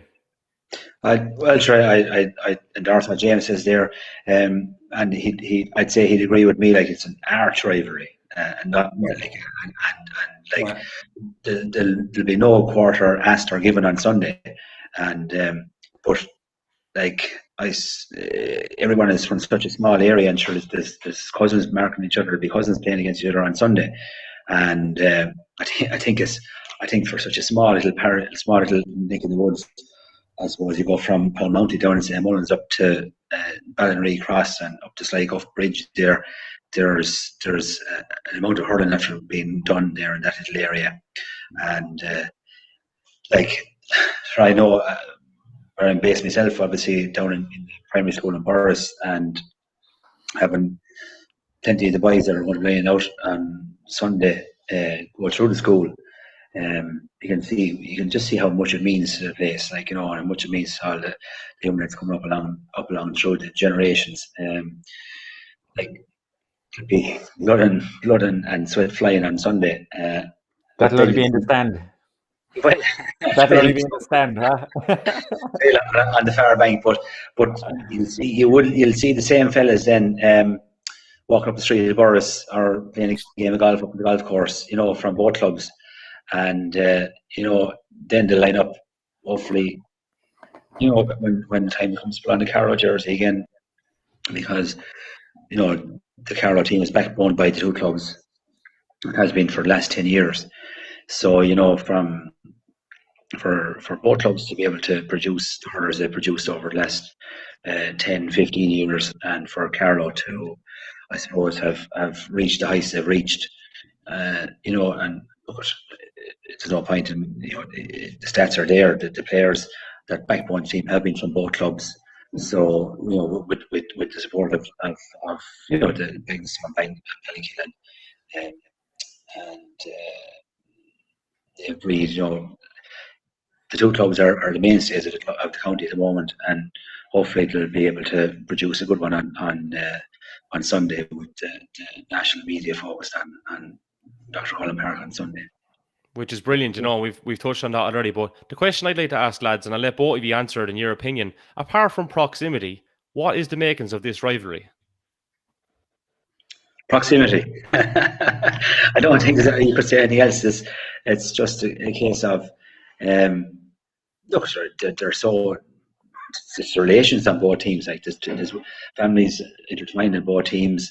Kevin MacDonald there, his father, I won county medals with his father, John, and John then trained Munster Rangers and trained ourselves back in later years in St. Mullins. So, that's basically what it is. We're right on top of each other, and it would have been the case where Ballymurphy as a hurling club previous to the foundation of Munster Rangers were so close to winning their own senior hurling championship, and their last two, if I'm not mistaken, their last two finals were against St. Mullins in 83 and 84. Yeah. So, you have then the foundation of Munster Rangers, and and James will tell you, it had its teething problems as well, because there would have been a lot of opposition in the parish, and I suppose, mostly in the Murphy side, because Murphy were a strong hurling club at the time. But people in the parish saw that there was strength in numbers, and that if the game needs to be moved forward in the area and in the parish, that it had to be an all parish team, and that's the way it's turned out. Those people have been proved right in their decision, and unfortunately, from our point of view, we were on the receiving end of it. But that's the way it is. It's really just that the old saying, familiarity breeds contempt, and I won't say it's contempt, but it's a serious rivalry, and there'll be rows and there'll be this, that, the other thing. But I think as the years have come on, even though the rows will be there, there's that begrudging rivalry, that begrudging respect will always come out at the very end. Like James mentioned about the run, the club championship runs. As I said, it's a funny way, a begrudging a respect for what happened that time for the lads in 2013. I was in for a part that day, sitting beside Pat Mosey, and I remember roaring my head off in the All-Ireland Final. I remember having a row with Owlert supporters behind me above in Northern Park at the Leinster Final. I remember well, the crowd they had beaten. I think they had beaten in the semi-final. They beat the Kilkenny champions in the semi-final, and sure they thought they were going to walk the final. And when it became obvious that Munster Rangers were going to win the final and they were going to win out on the day, I could hear in the row of seats behind me, and Charlie Byrne from James Noel and Joel Noel was sitting beside me, and the older lads were saying, there they are now, they're beating the best team in and they're losing to this shower. So I remember I just stood up on my seat in front of him and I turned around to him and said, you beat the lads, best team in, the best team out there, the best team in out there, you know, and they're beating you, like, you know, and I would never let it be said that, or let anyone put down a Carlow team, and I suppose I won't say I was a Rangers man, but I was close to one that day, you know. And I remember being on the field and speaking to Rangers people, and I said I was glad to be there to witness it. And I remember there had been a kind of a thing in the media at the time as well about the Cork lads were kind of saying, you know, there's something going on in Cork, and Coady had been mentioned something about, you know, they were putting down Carlow hurling, and the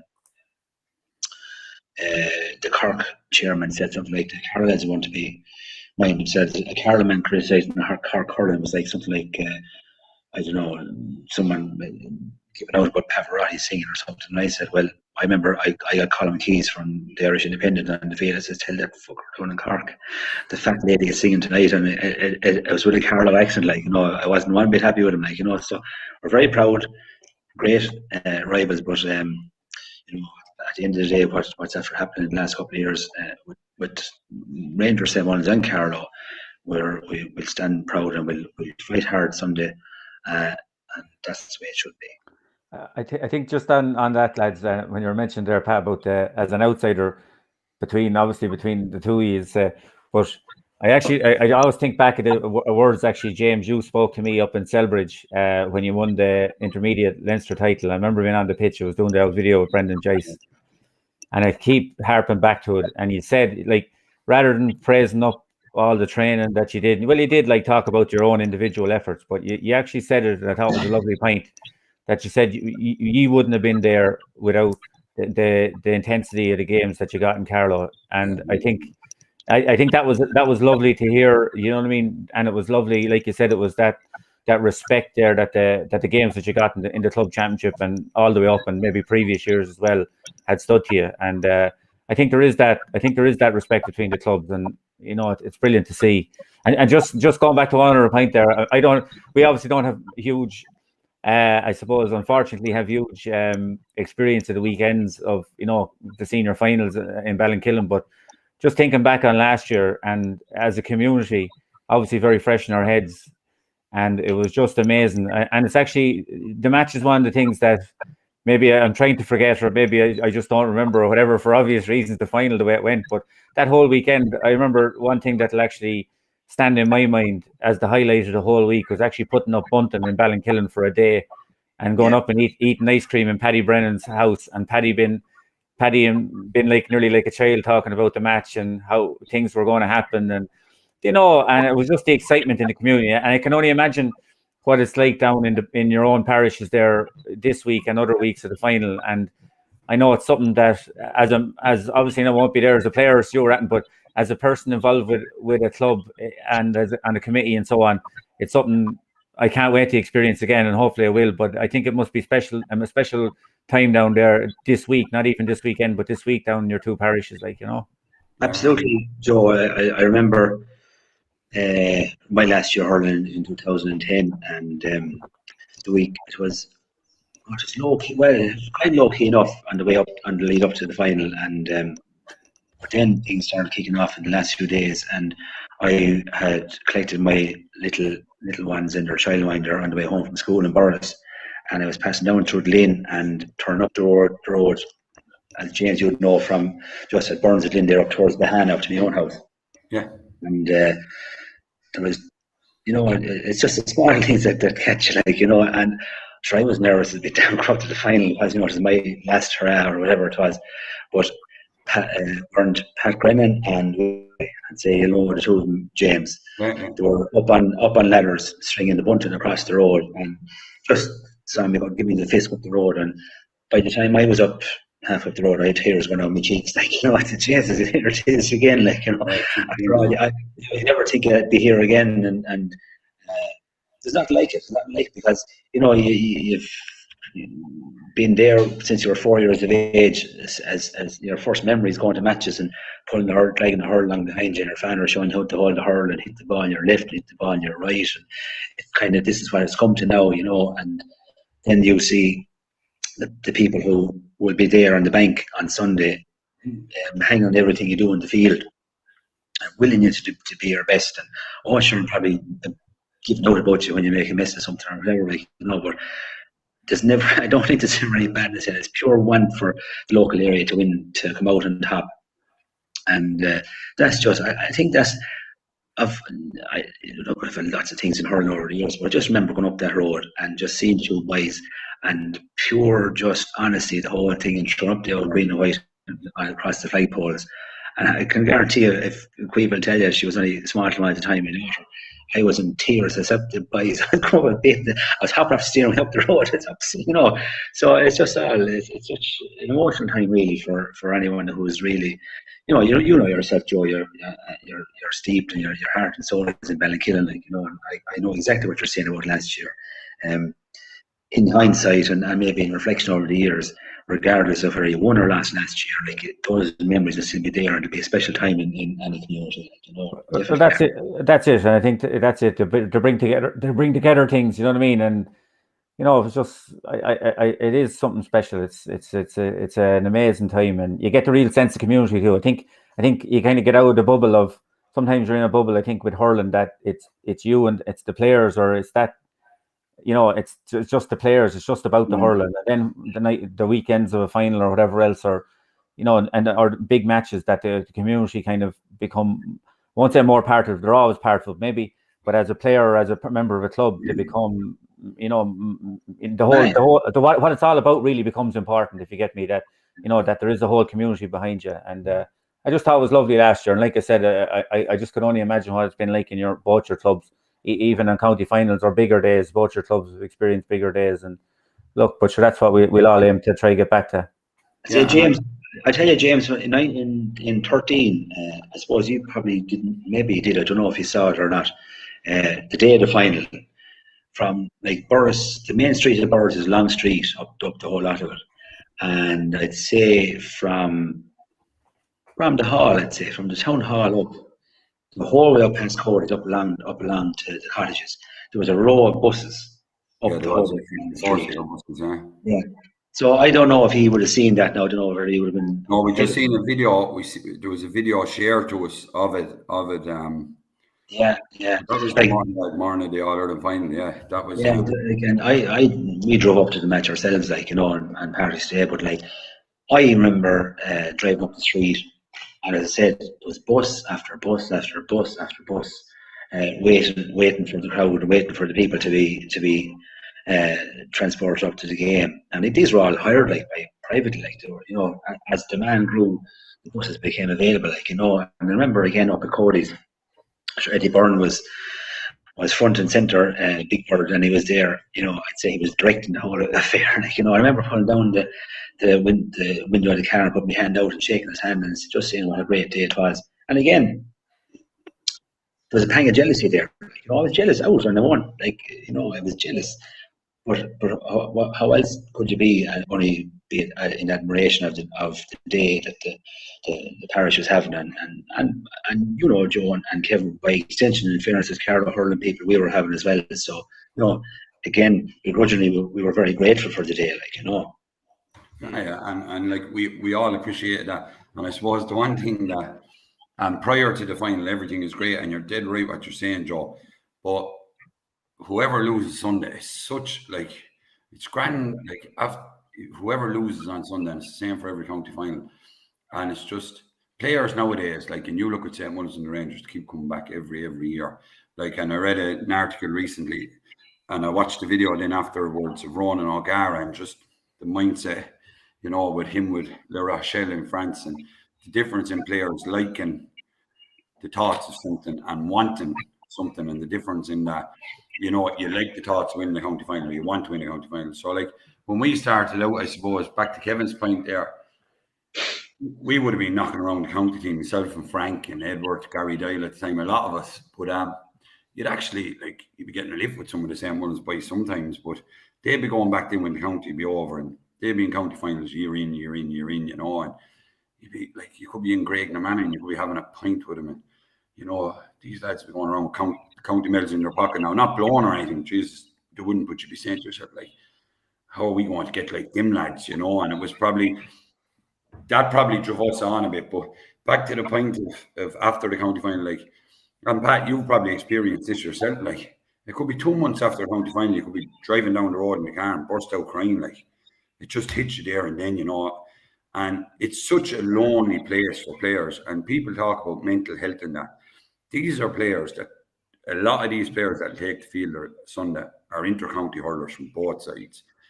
Last year, okay, with the pandemic, but normally their season is bubble of county, bubble of club, a couple of months off.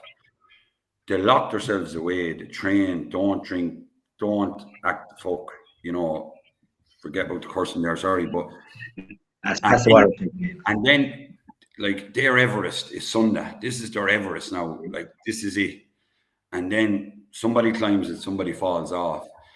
And you're in your own bubble Sunday night with your buddies, even if you lose and you're having a few pints, and then Monday, Tuesday, then you go back to work, and like you're so flat aren't you, Pat, for a few weeks after, like, and it's such a downer, like your whole world, like no matter who's trying to pick you up, like your mental state is awful, ain't it, Pat? It's like brutal, yeah. You know, and that's why with players now, you're like, and you're getting inside their heads, and managers and coaches, and you know, you're really focused on everything, and you're taking them away from everything and putting them in that bubble, and the next thing, bang, you fall. And I think the way things are with teams and clubs nowadays, I think the age profile of the teams seems to be a lot younger, like, you know, they're all young lads, and that's their main focus. I would say, there's not too many married fellas on teams, with families. So, like, I would say my last year again in 10, I was never as carefree going to a county final in my life, because I was able to walk in the parade with my little one sitting on my shoulders, and she looked at gotten a year that I wasn't expecting out, because I had an injury that I thought it was finishing me. But I remember walking around the parade, and I was looking up in the stand, and I was saying, look, there's that over there, and there's that over there. But 10 years previously in the county final, I was looking down my boots, and I was roaring the fella behind me, and I was roaring the fella in front of me, and trying to G lads up, and investing so much of my own self in it, and maybe trying to take on the burden of some of the lads around me. But I remember, you know, that last county final I played, I was very much invested in the whole thing, but I knew myself that if I had lost it, I would again been very, very disappointed. But my little 2-year-old daughter was going to come running up to me after the game. You know, she didn't care whether they won the county final or not, like, you know. But the lads that are there, you know, I don't know off the top of my head now if there's many lads that are married in the same one team, maybe a few, 1 or 2, like, but not too many of them, like, you know, and not many too many lads with families. The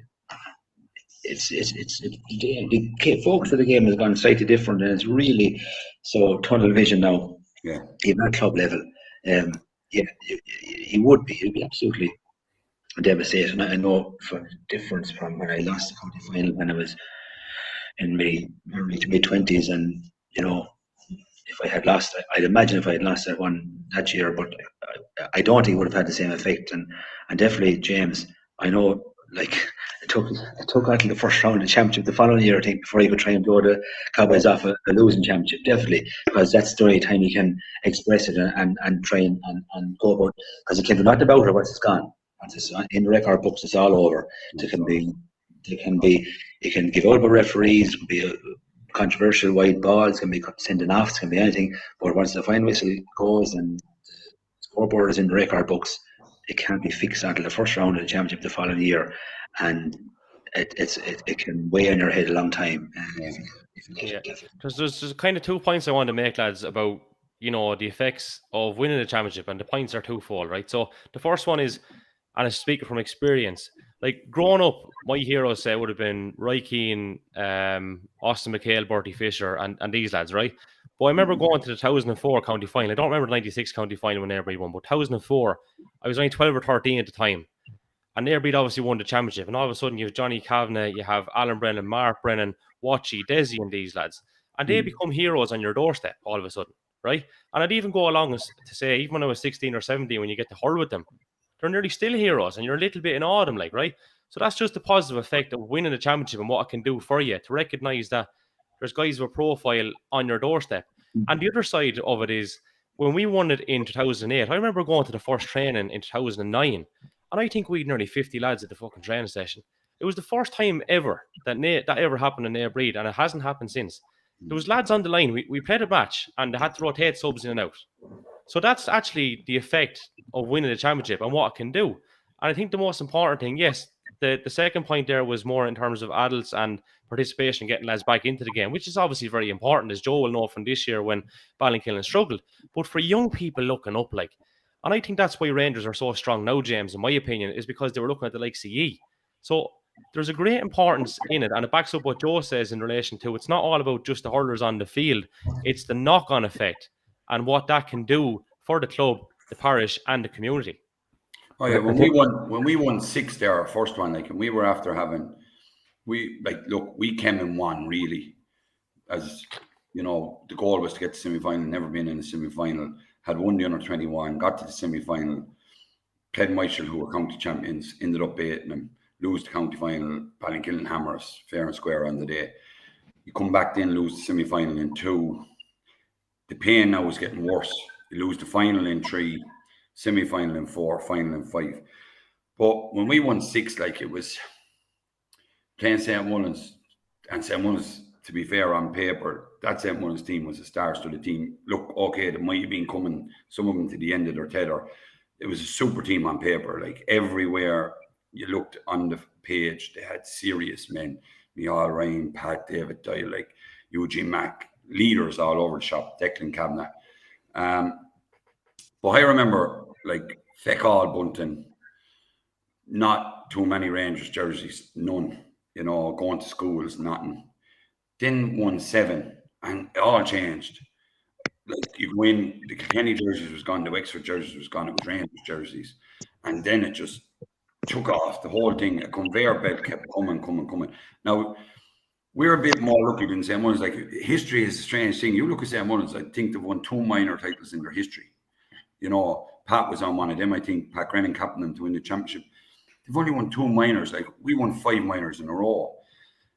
But you win 5 minors in a row, such in close proximity, you can't bring through 10 of that team the whole time.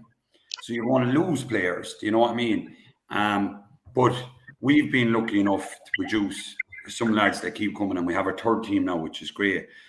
St. Mullins, on the other hand, where they haven't kind of had that success at underage, they're able to produce the gem every few years. They have the gem, you know, Mouse, James Doyle, you know, you look, Paddy O'Shea is coming out, you know, Conor Claw, all these lads. They just have gems coming the whole time, you know, and they're able to do that, and fair play to them, look. And, like, it's amazing. I was in Greg there, Ballyhale Shamrocks were playing Greg Naomh in an under-13 match. Greg Naomh were winning well. And Tommy Shefflin was actually over, and we kept encouraging. And, you know, they were beating them well, but there was just a conversation going on after the match, and I heard it. And the attitude to them was just keep encouraging. But because by the time they get to minor, they'll have them prepared to win a minor A championship, even though they're playing at C now. Because you keep encouraging, keep bringing them along, keep progressing them year on year. That's not just, you have a bad group, they're playing C hurling, they'll never be any good. Progression. And here. But you're right what you're saying with us. We kind of, look, we're being consistent at underage, which is great, and fair play. Like, the underage mentors in our club, fabulous, great. Same in St. Mullins, same in Ballinkillen, everywhere. But probably with our success in such a short period, it's after snowball, and it's great. But you look, and I'll say this to you, Kevin, and I've said it to you before. In 1997, we won our minor in 96. We won a minor in 97. Sorry, in 97, we got back to the minor final. Michael bet us be a point. The under-21 final was after Michael played till 11. No overlap of players. One junior, intermediate, and senior. Everybody said Michael will be around for 20 years. They've won 3 championships since. the last in 2005. If you don't be careful with this thing changes. You know, you look at Kilkenny now, won Brian Coady 11 All-Irelands or whatever, haven't won one since 15. You know, when the sun is shining, you make hay and you enjoy every moment, because this thing does turn. And look, for the last 10 years, it's been Rangers and St. Mullins, but there'll be a bit of a rebuild coming soon in Rangers, to be fair. Look, we've got John Nolan, we've got Tony Lawler, we've got Jack Ryan, Dean Brennan in the goal, replacing Frank. Look, Frank is back up there, and it's great to have Frank as back up Sunday. That's brilliant. You know, young James Kavanagh, we lost him during the year to injury. But, you know, whereas lads, Dennis is probably gone after Sunday, you know, David Phelan maybe, you know, so like these lads are still going to be hard to replace, and Pat will tell you all about that, you know, and Joe as well. But I think. Go on. No, sorry, Kevin. No, just getting back to one of those points. I think it was mentioned. I can't remember which of the lads said about. I don't know, was it even yourself, Kevin, about slipping down the grades and wanting to get back up as quick as you can, and you know, sometimes getting stuck down the grades. So I think that kind of is relevant here in terms of setting high standards as a club, and a certain bunch of lads like what you did, maybe there, James, say in your own club, to kind of raise the bar and set the standards for others to follow, and others know what's required now. Do you know what I mean? Because you've kind of broken the mold and led the line, and I think that's a very important thing. You need to have standard bearers there, and I think it's easier then for others to follow in, because they know, you know, the role models there. They've seen what it takes to be successful and to follow through. And I think sometimes that can be lacking. You know, I won't say lacking in clubs, but you know, that one breakthrough can bring things on. And just one little line I love that you said there, with the idea of I think what you said there was the idea of the difference between wanting or hoping to win one and wanting to win one. I thought that was very true. I thought it was a very good line there during the Olympics there, and it's probably kind of something on the same lines that there was 500 meters left in one of the races, and they said there was 350 meters of hope and 150 meters of the truth left. And I thought it was the little things that divide the difference between hoping and wanting, and it's I think it's about setting standards in your own club and keeping those standards up and driving those standards. And I think that's what makes clubs successful for periods, if you get me as well, like, you know, and that both of your clubs have been, like, you know. Yeah. I think though, there comes a certain time when you have been knocking on the door, and James mentioned it there about the serving an apprenticeship, like, you know, this old saying, you have to lose one to win one. Well, I think with the greatest respect, this is what a shite that is, because it just happens out that way. You don't have to lose one to win one. If you want, it's much better to win it straight away, like that, you know. But we never lost one. Because we well, James, don't tell me, and he asked me. Don't tell me either. Don't fucking tell me either. But so like you have to. There comes a certain time where you just have to just say, "Fake this. I've enough of this." You know, or if you can get into someone's head that they have enough from the word go. Like I was 22, I think, 21, 22 when my in '97, we'll say, when my generation or my group of players won our first one, and we had. I remember thinking in the county, coming up to the county final, and talking to my father about it. You know, he's on awful and he's sort of training hard. I remember coming into the game and saying, "No, I've enough of this now." And just during the game, I think I got a 21-yard free and just a tap over free. But it was early in the game, and it was a case of, sure, look at like this. Sure, what loss? You know, it's early in the game. You go for a goal. If it's saved, well and good. It was maybe 2 points more at the time. It's not going to have a psychological effect. And just go for it. Yeah, you kind of have to be. Don't be afraid to go for it. Don't be afraid to win it. I think a lot of what holds teams back is being afraid to win rather than being afraid to lose. Because, you know, if it's there in front of you, oftentimes you just have to kick on and go for it. And that's what happened. I know. Well, maybe I'm wrong, but it happened to us in 2006, James, in that final. We were on top in the game. We were heading the scoreboard, and Mullin's Rangers went for a goal from a 21-yard free, or else it was a missed free. It was missed. Oh, Michael, yeah. Yeah, and I went down. I remember well. You know, and I suppose by 2006 I would have been regarded myself as a more experienced member of the team. I turned down to get myself into position for the puck out, and maybe there was 15 minutes left in the game. James, I don't know. I'll stand to be corrected on that one, but I said to myself, Jesus, we should see it out now. And then Rangers kicked in and scored point after point after point. It was like death by 1,000 cuts, and we could do nothing about it, like, you know. And yeah, it was just one after the other, like, and there was no James. You can say there was no kind of inclination. This is going to happen any time during the game, like. And so Willie tried to have an exhibition that last 15 minutes, like, you know, Willie Hickey, and we were just flabbergasted. Could do nothing about it, and there it was. We lost by 3 points at the end of it, like, you know, having been in a great position, you know. But you could have said that the wide from 21-yard free was Mullin's Rangers was the last kind of, you know, dagger in their heart, like, to kill him off. It's the very same as if someone lit a fire under them and they went off. You know, I think maybe that group of players just said, "Fick this, and you have enough of this now." Throw caution to wind. You might as well bet 10 points is 1 point or 2 points, and they came along, and like, it was as good a stretch of hurling as any club team in Carlow has ever produced in the final. And unfortunately for us and myself, we were at the receiving end of it that time. But I wouldn't be wanting to remember much about matches, but yes, I remember the last 15 minutes as long as I live, so you know. And sure, look, that's the way things go, you know. I'll remember too. Yeah.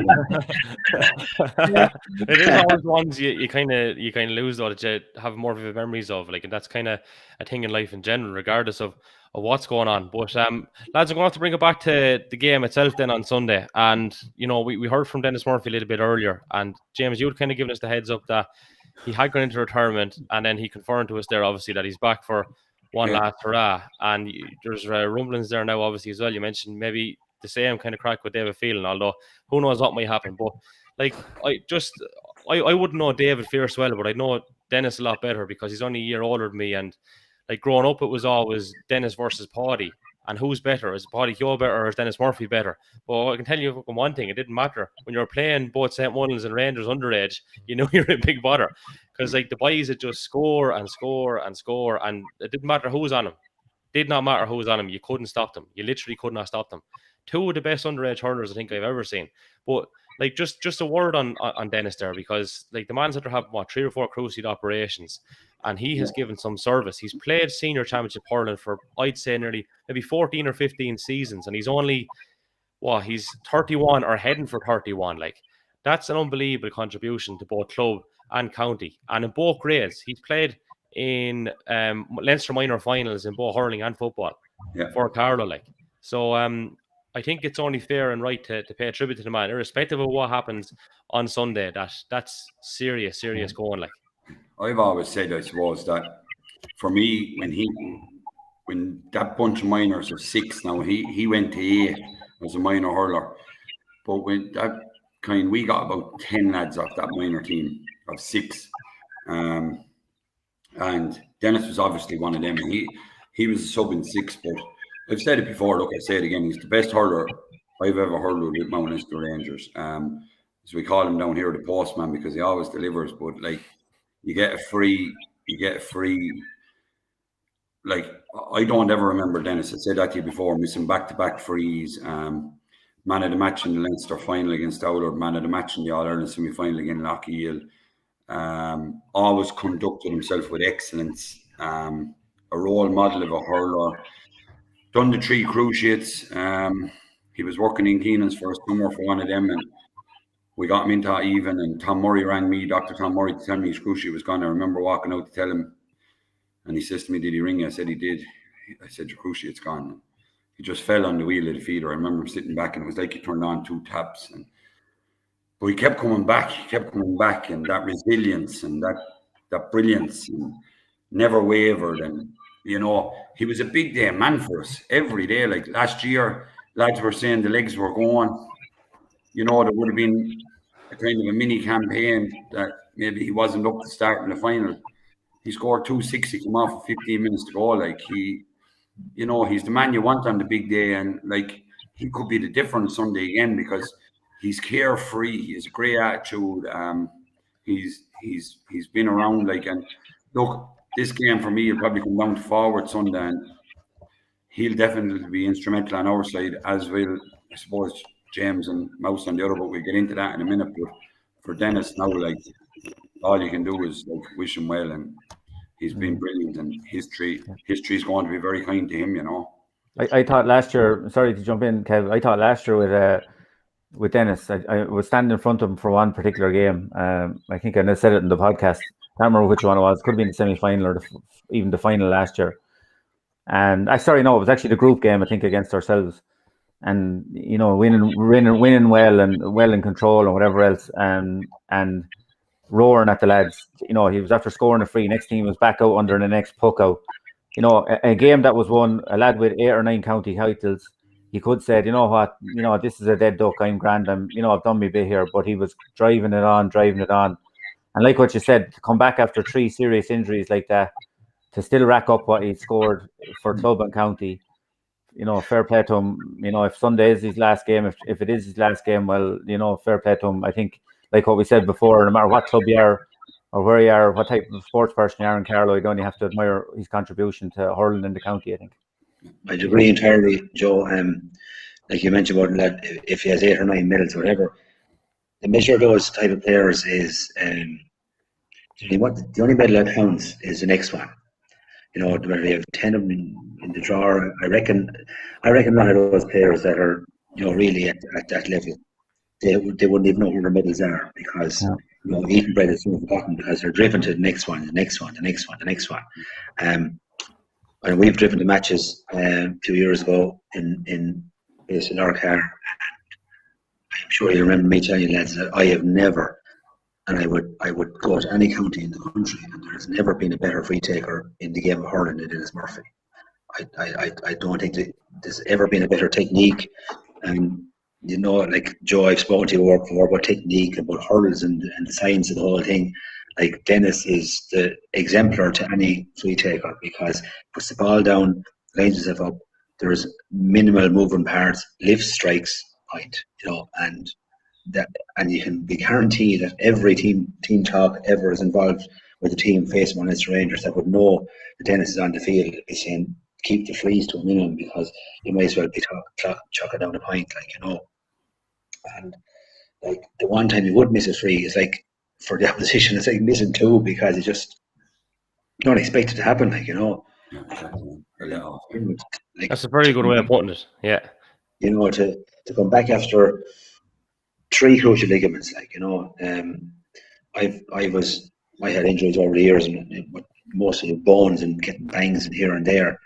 I always said to myself, if I ever got the cruciate, that's me, I'm finished. I won't come back from that, because I don't know if I'd have the discipline, because not only have you to deal with the injury itself and the I suppose the effect it has on you, but it's the actual rehab that it takes to come back from a cruciate. James, you know it now, like you had it one yourself, you know, how hard it was to come back from there, like, you know, but to come back from 3, Jesus, I didn't know we could do it. Same one as Bet Michael in 14. We were after doing the cruciate, myself and Dennis. I done it 2.5 weeks before the All-Ireland final. Yeah. We done it right after the All-Ireland final, but we done our rehab together. Same one as we're after Bet and Michael in the county final in 14. Michael bet us in the semi-final, and that was the start to 3 in a row for EPA. And Dennis texted me anyway, and I was in work, and he said, "Lad, meet you in the gym." I'll never forget it. and that was grand anyway. So I met him in the gym about 5 o'clock. This is a true story now. And car passed by and blew the horn, and he said, "Now it's time for us to go to work." He says, "We need to stop them blowing horns." He said, "Next year's coming." But that was his mentality. Like, you know, it's like we spoke about earlier. The want, that's the difference. The want, the work is there. Do you want to go to work, and you'll get your, you know, reward. Or do you like the thoughts of standing, like, there's lads go to the gym and stand in the mirror and they like to look good in the mirror. Dennis, work in the gym. Some lads, you know, they like the thoughts of it, but this is the difference in wanting it, let's go make it happen, that sort of way. It's like Ray Keane said, James. He said he was asked about his favourite memory of winning, and he kind of said, "Well, I don't really have too many." And they said, "Why?" Well, he says, "Well, like winning was my job. That's what I'm there to do." Yeah, he says, "I remember the ones I lost more." He says because he said my job was there to win. So I'm only that was his mentality. Like that was his psyche. That that was job completed. But the ones I lost were I did something wrong. So. And that's what divides the winners, isn't it? That's that little edge that divides them, Yeah. But like the Dennis or like James, who says once in a generational player, and I wouldn't know Dennis at all. And I've barely spoken to words in the chat in my life. But I remember when he did, I'd say it might have been the second crucial he did. Sure, Eugene McDonald would be a first cousin of his. I remember I rang Eugene and just asked him to text me on Dennis's number. And just for a simple reason, because look at the great respect I have for him as a hurler and a Carlow man, and I just said I'd give him a ring and say, "James Dennis, if Pat Coady here, I just heard you had bad luck again, and I just say I wish you all the best and I hope you'll be back." Because on the bigger picture, I was thinking of Carlow, we can't afford to lose like Dennis, we couldn't have at the time, and we still can't afford to lose like himself, but again, it's in those situations where the club rivalries, they kind of disappear, and you kind of think, Jesus, the poor old chap, and knowing the type of player he was, and the type of person he was, and how much of a blow it was to himself, personally, you'd have to be trying to give him a small, just whatever bit about support you would give him, whether he knew or not. And as I said, I never spoke to Dennis, I'd say hardly in my life, but you just have to give him from a pure hurling man's point of view, whether it's from Carlow, Michael, St. Mullins, Ballinkillen, Brid, just to let him know that we're hoping he'll get back, and geez, he did. Maybe I shouldn't have made the phone call at all, but it's great to see. It's great to see he likes him, And as regards, just so everyone knows, I don't know if he's finished. Hunger is a great sauce. The bit of success, if he gets over the line Sunday, he won't be finished. He'll have another round to go, and all of a sudden, then next year comes on the horizon. He wouldn't be carrying too much extra weight or anything. He'd mind himself. He might be finished yet. What were you saying there, Jim? But just so you know, when I done the cruciate, Pat done the same thing with me, to be fair. And that'll just tell you about the calibre of the man Pat is. He done the same thing with me, sent me a lovely message, and you appreciate things like that, Yeah, so there's a rivalry, but there's a human aspect to it, and that's always the bigger picture. So fair play, that is great to see, and great things to be hearing amidst all the rivalry and the talk and a lot of bullshit as well, if I'm quite honest about it. But that's the good part. That's part of the good stuff, Doug. Kevin, Yeah. Let's get into the nitty gritty, lads. So not quite at verdict time, but give us a bit of context on it. So what I'm going to put out there is, obviously, for people that may not be in the know, just the varying routes to the final. So Rangers going unbeaten, and St. Mullins, obviously, Pat, have had a few hiccups. But I think you might have pointed out before, St. Mullins have, in the last, decade or so, have they won a championship by winning all the group games? I don't think they have. They've always lost a group game or two, haven't they? Usually have, and sure, usually to one against the Rangers. If they would lose one, lose to one against the Rangers, there's been very few victories over lads in the group. But yeah, again, it's the nature of us in St. Mullins, Kevin. We always find it very hard to get our best 15 out on the field, and find where we are. But yeah, it's just been the trend of things over the years, and the way it's worked out over we'll say, like James said, 6 and 5 over the last decade and a bit. I think the way the championship has worked out over the years as well, with the league format, and I suppose the lack of numbers and lack of we'll say at least 8 teams or whatever in the championship, that once you do lose maybe a game or two, or you kind of, for St. Mullins and the Munster Rangers, you can almost, to a certain extent, target a win here and there that would just get you over the line. Sometimes we might have been drawn earlier on in the championship, let's say St. Mullins, and one gets bet. So then it's probably going to look like that the winner of that game is going to be top of the championship or top of the league and face the lower team.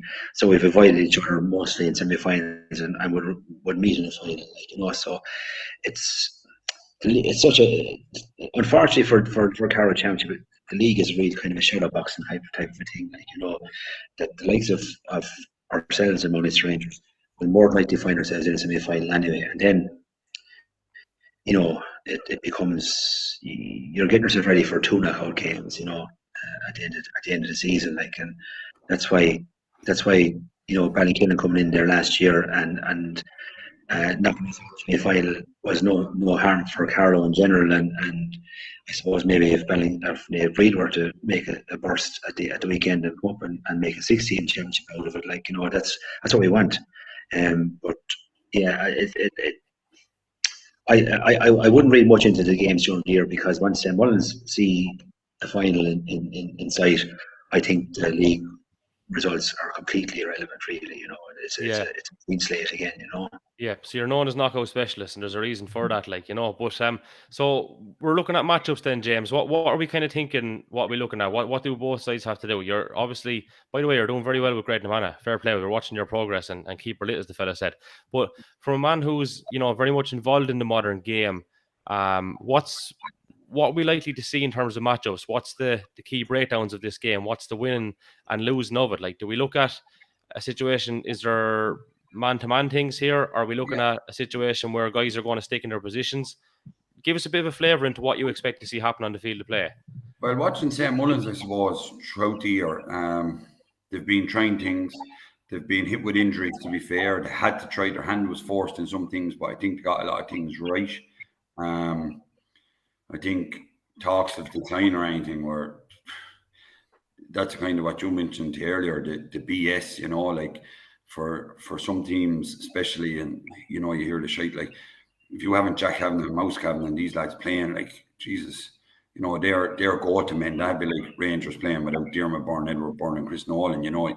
No team can afford to be missing them quality of players. But I think James Doyle, for me, I think James Doyle is a hurler. Look, I've always admired him. I think he's absolutely fabulous. I think he doesn't get the credit he deserves. I've said that before. I think that sometimes he gets overshadowed by Mouse. But I think he's the waterman. Like, he can play anywhere from back to midfield to up in front. And I just think, like, when he's up front, he takes serious watching. I think that if they start him on the square on Sunday and Mouse at centre forward, Rangers might need to adjust. I think, will Seamus Murphy start? Who knows? John Bowen played last Sunday. I'd expect myself for Seamus Murphy to start, and I would be prepared in that way for Seamus Murphy to start. I think he could go in at 11 to free up the two boys a little. I think Rangers will be very tactical. They'll have to be tactical, astute. They'll have to go man to man. There's no doubt about that. Like, I think you won't see Sledge moving out of 6. I think that you won't see that happening. But I think 2, 3, 4, 5, and 7, you could see movement there, and, you know, that probably would be the right thing to do. I think Coady played very well last weekend, pushed on out the field. I think St. Mullins, you know, you have the 2 Welshes on the bench, Patrick Welsh. St. Mullins have options. Oisin Ryan is, for not before this season, one of the standout players in St. Mullins. He had 6 points from play against us in the league section. I think this is going to be horses for courses Sunday, and it has to be horses for courses if we're to get a victory. I think we can't be naive Sunday and think, yeah, go toe-to-toes with these lads, back every man on the field, because you're talking about high-caliber forwards here in James Doyle, Mouse. If Seamus Murphy comes in, we all know Seamus is capable of big hand under a high ball. Won't have to move left or right, just have the runner coming off the shoulder, bang. It's very simple. Like, he will come down with balls. There are not many men will beat him in the air. Although if you put him at 11 on Sledge, that'll be a serious battle there. Could you see James? Sorry, James. Could you see Tony Lawler switching back to wing back? He started a little bit. He started a couple of games there this year. I know he's up at wing forward at the minute. Could you see him, maybe Gary Lawler moving out to midfield, maybe on Conor Kehoe? Could you see kind of tweaks like that, do you think, from a Rangers point of view?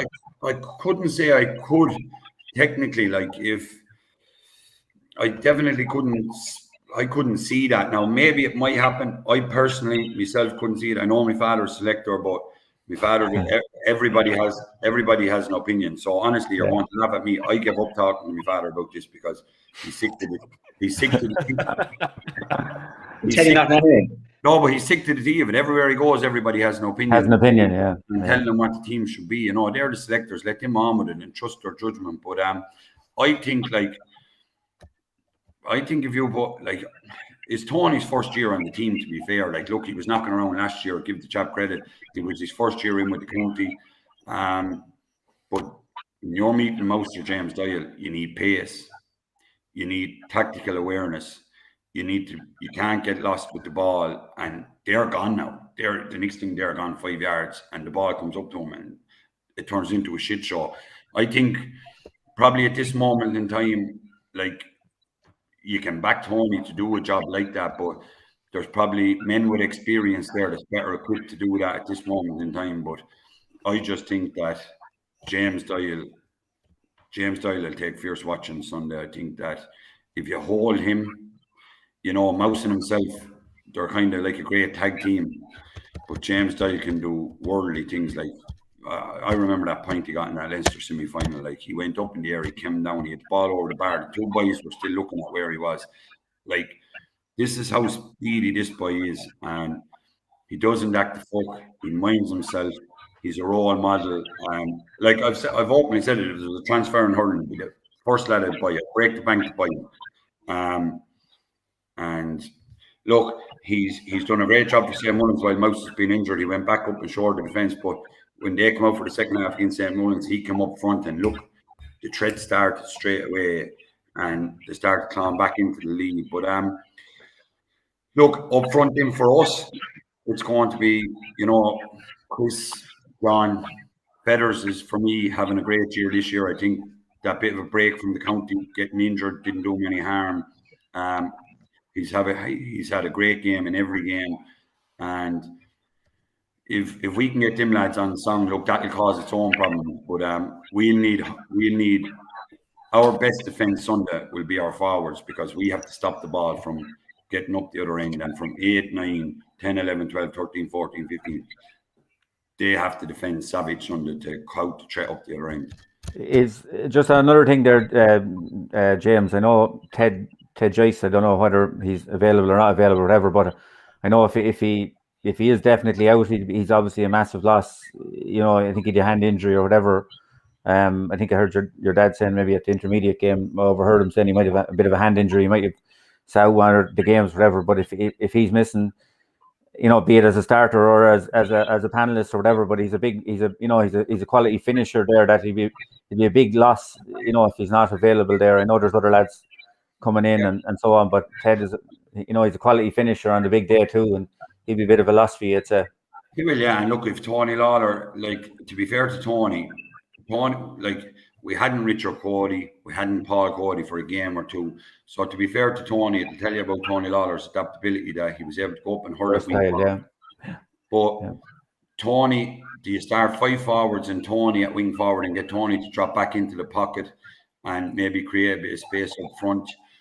If Teddy is fit, I still think there's hope for Teddy. I think it's a 50. He lost the nail, I think, and maybe the top, something to do with the top of the bone. Haven't been talking to him, but look, I know that. Look, and there's no point. Like, look, everybody will find out this Sunday, but I'd expect Teddy to be. I think it's very 50-50. I wouldn't be surprised if he was playing. If he wasn't playing, he's going to be unlucky not to play. I think Cian Kavanagh, coming back, he'll be there or thereabouts. Look, they'll be picking the team tonight. Cian Kavanagh is going to be there or thereabouts. He came on with 8 minutes to go last Sunday, hit 3 points from play. When he gets the ball, the only thing is in his head, first and foremost, is green flag. He's very, he'd remind you of Mouse and James Doyle that way. When he gets, like Chris Nolan as well, like, get the ball, you know, first thing is in their head is onion bag. And, you know, that's not good for defenders, because them lads take serious watching. But Look, there's loads of matchups to be had. Where will Jack have him to play? Will he start on the square? Will they bring him out the field? You know, there's huge matchup here, but midfield will be an important battle. And you know, will the game bypass midfield? Can you allow somebody to drop back into the pocket? Then do you need to put out a good hurler there, and maybe the game passing by? Do you hope the game will bypass midfield? But if you have some intelligent hurler in the middle of the field, picking ball as an outlay and delivering good ball in, that could be the difference here Sunday, you know, on either side. I think Conor, just on that role and evolving positions, I thought Conor Keogh was impressive since he's gone out there. What do you think, Pat, there as well for St. Mullins? I think he's great legs and he's able to get onto those breaks. He picked up a couple of points against Bagnallstown coming onto breaks like that. It looks like he's, you know, it's a nice position for him. You know, he likes that kind of open ground as well, I'd say. Yeah, he's a very mobile player. You know, it's the second year he's been to get up to the speed and get used to senior hurling. But we were as I said, we're in the field there tonight because the boys training and draw flying and whatever. But there's an awful amount of speculation down here about what the starting team is going to be in St. Mullins. None of us have a clue because, like James was saying there earlier on, the bit of experimentation earlier on in the year when Mouse was out injured and James Doyle was playing centre back, and we really haven't a clue. Like there's speculation. Will James might be centre field, like and you mentioned James will be good foot, could he start full forward and throw a cat among the pigeons, or like you mentioned about Jack having to start. You know, Jack was suffering with a bit of illness there before semi-final last weekend, and may not have been as effective as people would have thought. Like because of again the compact nature of the championship, and because like in previous years, like it would take a couple of months before it to be over, and there'd be the Kenny League matches or practice matches being played, and people would get to see up to the field and see matches, and or go down to Wexford or go to Kilkenny and see the team playing practice matches, and get a feel of the way the team is going. But you know, none of us have an idea really what the starting 15 is going to be. Like John Dorn could start centre forward, like stay on top on Jim Byrne, and that would be a different proposition for Jim out here, because John, you know, would be kind of a man that would hold his position and try and be kind of to break up the play and maybe, you know, be standing under maybe a few high balls coming down and maybe occupy Dermot a bit more, because like from our point of view, I think I'll say like his sledge would be the quarterback kind of a player. Like, you know, he likes to get the ball in his hand. He likes to be able to get himself.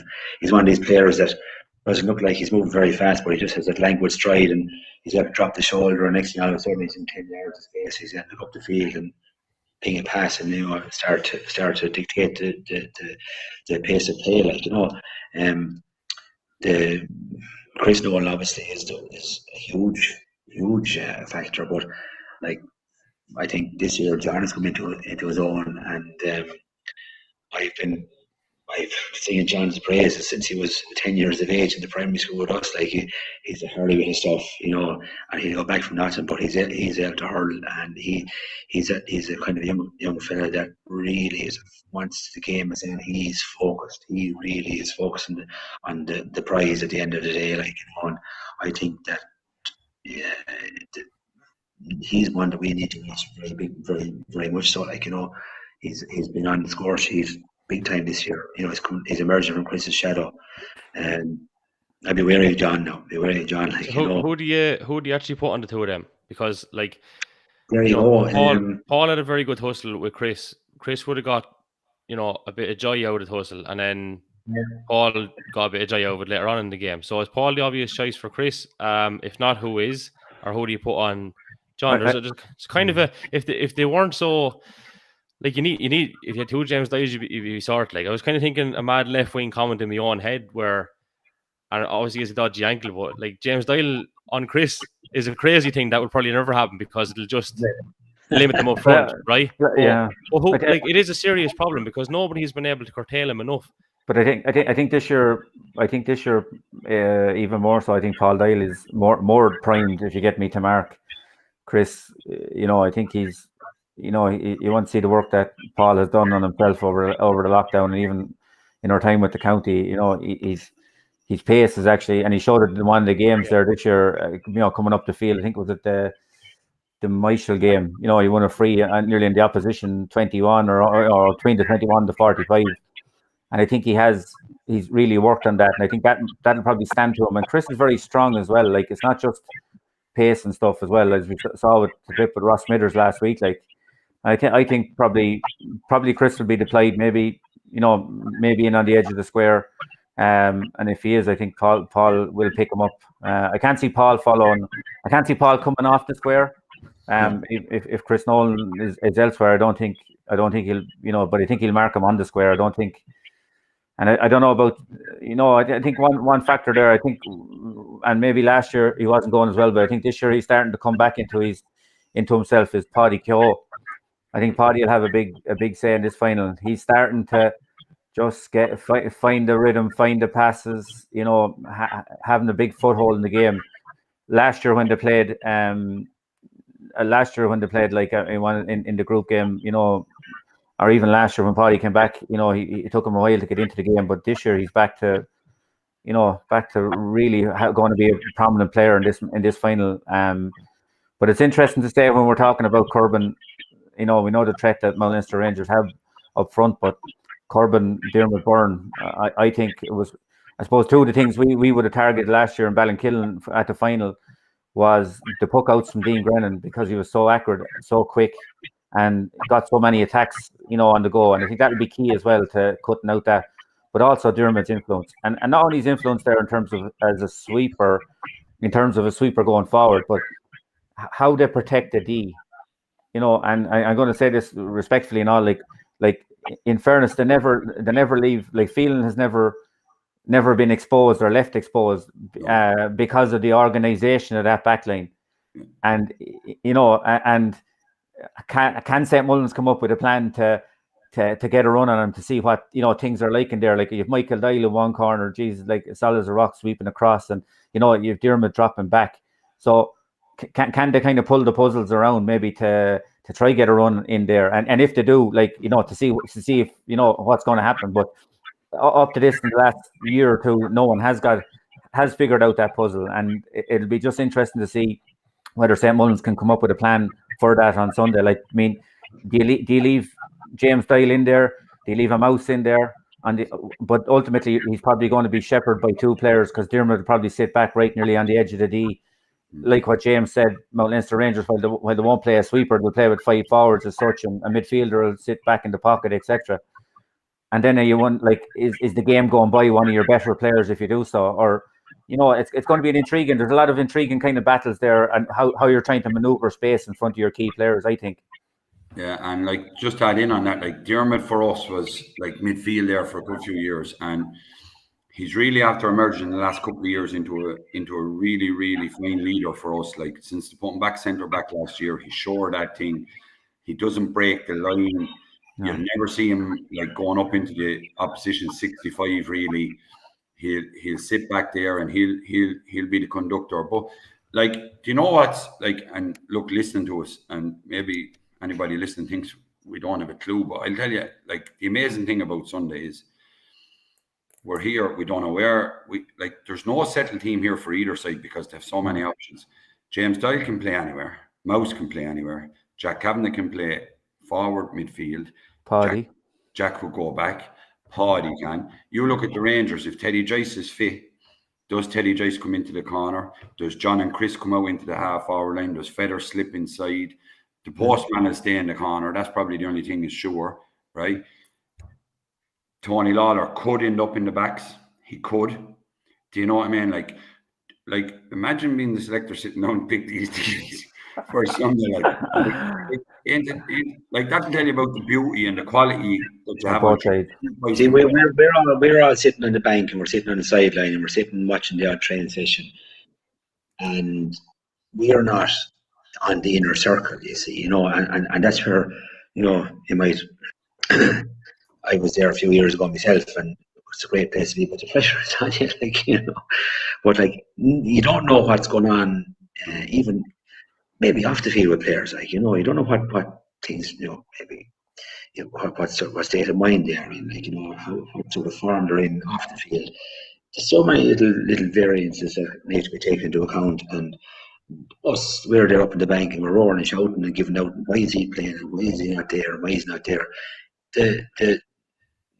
The fellas on the bank or on the sideline, managers on the day, and they're taking an awful lot of things into consideration. And they know the boys inside out. They've been there day in, day out in the hurling field and watching them and observing how they get on and what sort of form they're in. And that, I think that plays a lot into decisions that were made as well. Like, you know, like the boys weren't, Simmons would say, for example, Simmons weren't playing James Doyle centre back during the year, unless they thought that, you know, it's a big departure for him. Like, as I say, Mullins man, but like he was on the team at the Fitzgibbon Cup there a couple of years ago as centre back, you know. So it's not as if he's a novice, but for us on the bank and where we'll be saying, geez, we're playing, we can't afford to have James Doyle back there, because especially when Mouse is injured, we need the firepower up the front.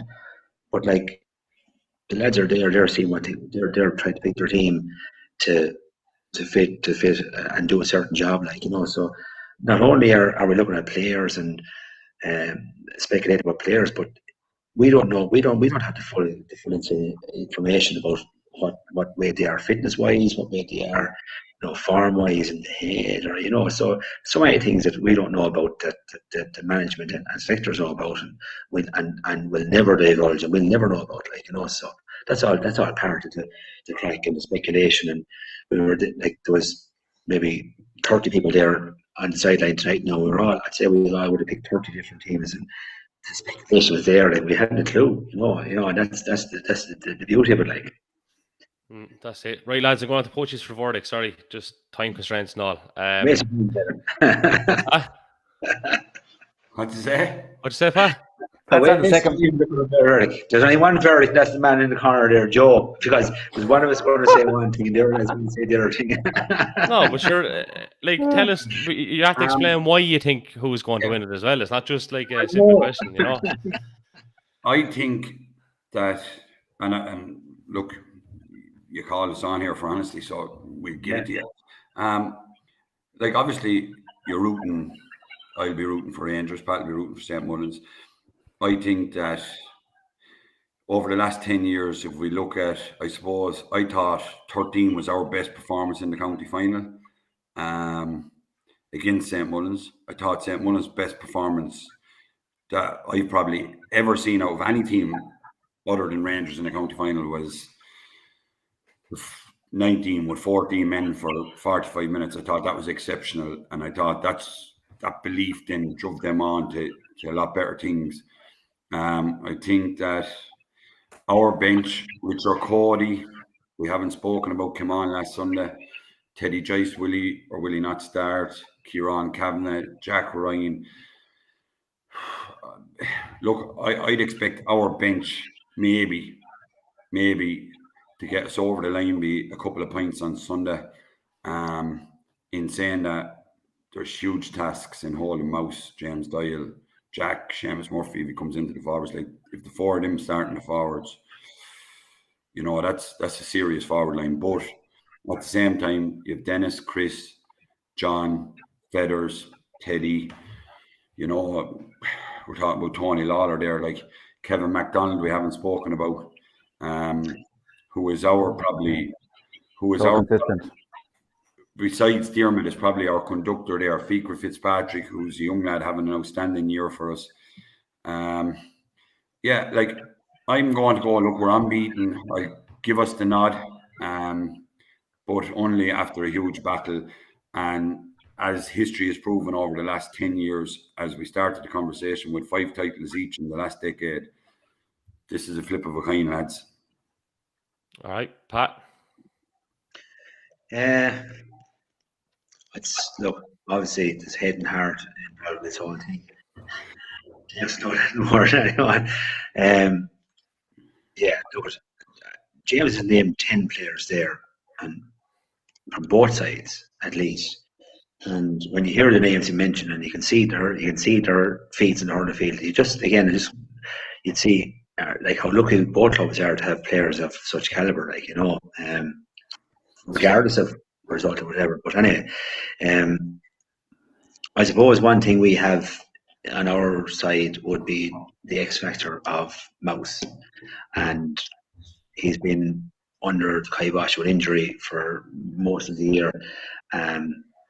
He's had his 2 games in the championship now, we'll say, and we'd be hoping that they would have sharpened him up. He's just that one little thing that can turn a game in his favour. I think one other player that will say, again, wasn't really mentioned too much, he scored 1-2 after coming off the bench last day, was Paddy Boland. He's kind of one of these kind of mercurial talents, and Jason O'Neill won the county final 2 years ago, lads, don't forget as well. But again, yeah, that's true. And Jason is pushing for a starting place next day, but we'll say Paddy scored 1-2 the last day, and one thing I always think about the regarded player, how good a player is in a team. I've always when you see Mouse going through the ball, and if he sees Paddy, he'll find him, and that's a testament to Paddy's ability himself. If Mouse will give it to you, and Mouse trusts you, then you're not too bad. Mark, I suppose, look at keeping the two. I think the 2 Norans are our main threats in the forward line for Finalists Rangers, and how we go about taking on those. I'm not so sure. I'm not sure what the boys are going to come up with. Paul, like James said, Paul's are going to go away from the square. I can't see him being dragged out or let himself being dragged out. Gary Bennett, who was the team captain, I think maybe personalities come into this team too. And you've had Gary on the pod, Kevin. The boys will walk over hot coals for Gary. It's his time to wear the armband, and I can imagine that in their hearts, they'll be saying if things are tight near the end, just let's get over the line from Gary. I suppose if you were to look at our big players, we'll need Mouse and James completely on their games, and if they do, we might sneak over the line.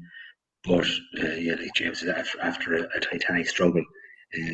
But I think if those guys don't do it, we're in trouble. It would be perfect. So, you have to county finals. You have to expect games from your 2 big men. James Murphy, I can't see him starting the game, but I think he can have a major impact in the game as a ball winner in the last 15 to 20 minutes. And he'll be another. I think James can have a major impact on the game. Michael Welch is another name we haven't mentioned, and Michael is carrying a shoulder injury from the semi-final, and I think Michael is not. I think Michael would be deemed to play in that back line, and if he's lost for Sunday, it'll be a big loss for us, and will be kind of a minus on our side. But great hurler, very, very much underrated hurler, and just would have given TJ Reid as much of a game as anyone has done in the last few years in the Leinster semi-final 2 years ago. I would hesitant backing for us, but really with all our ducks being in a row. Otherwise, I'd say we could be in trouble. Just you'd have to go with on stats alone, very impressive run by Munster Rangers. But I think of all teams at the end of the day, that Munster Rangers would fear in the final in knockout game would be St. Mullins, and they would fear us as maybe the team in the county at the moment that are best equipped maybe to turn them over. But I'm sure I'd say hope we do, but looking forward to it anyway. The 2 cornerbacks are captains, Michael and Gary, and 2 phenomenal. And James would say, just as I was saying, our lads would crawl over broken glass for Gary. I'd say it'll be the same sentiment with the boys up in Munster Rangers, wouldn't it?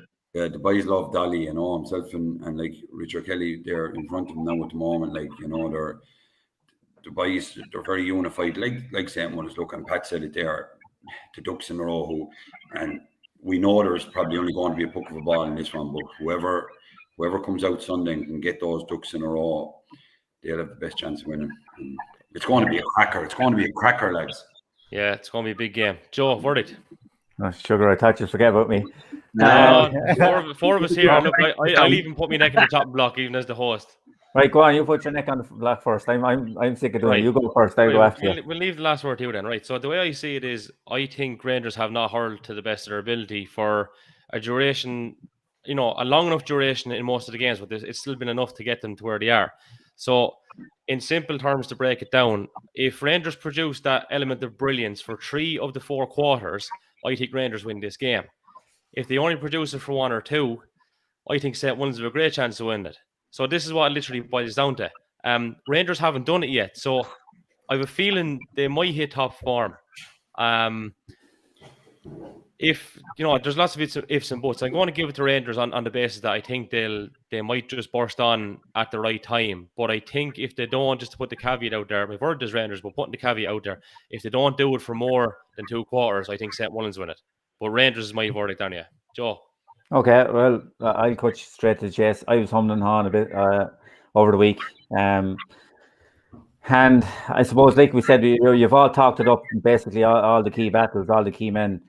I do think of all the teams to know how to win games, regardless of what's gone on in prior in the year, it's St. Mullins. And they seem to be able to produce something different on the big day every now and again. And especially, I wrote them off 3 years run, and they won the 3 in a row each of the 3 years. I tipped up Mount Leinster Rangers on KCLR. What are you thinking? And St. Mullins bet them every year. And this year, I don't know. As I say, something in me waters. I think. I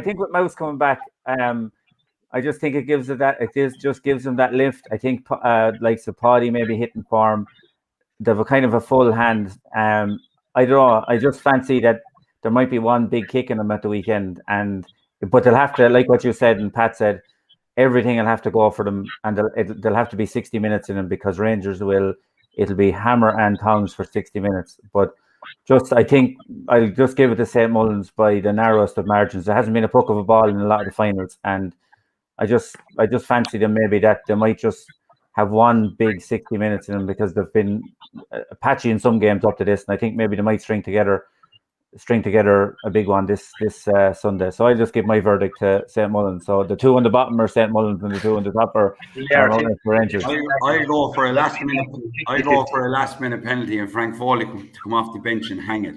No.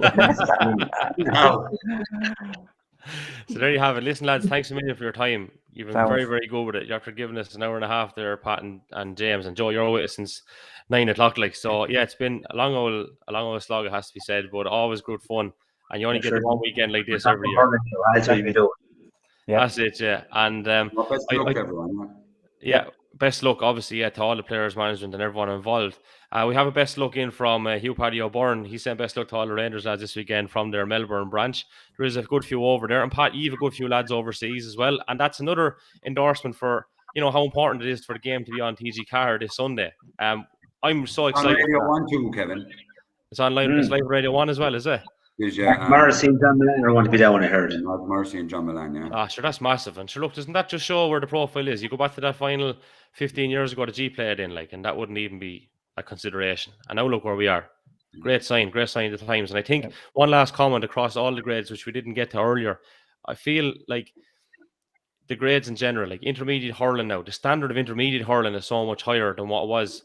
My first year playing adult hurling was intermediate in 08, and I'd say even junior hurling now is a better standard than what intermediate was in 08. So, all that work is very much seen in all the clubs, and it's coming to fruition throughout all the grades, and it's absolutely fantastic to see. And we're in a very healthy place, I think, lads, and that's a great thing to be able to say going to a Carlow Hurling Final weekend. So, look, lads, again, thanks so much for your time. Just a quick shout out as well to our sponsors, who, of course, are Cork and Precast. Thanks.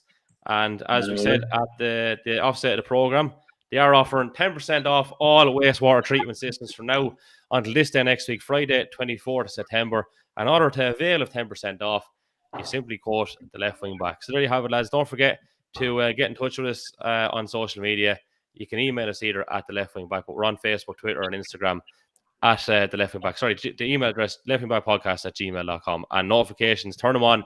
You'll know when we're going live. And figures have been pretty good to see. We can see already. So it just goes to show how important Carlow hurling is to people all around the world. And we're obviously delighted here to be able to bring a bit of coverage week in, week out. It's very exciting. It's a labour of love.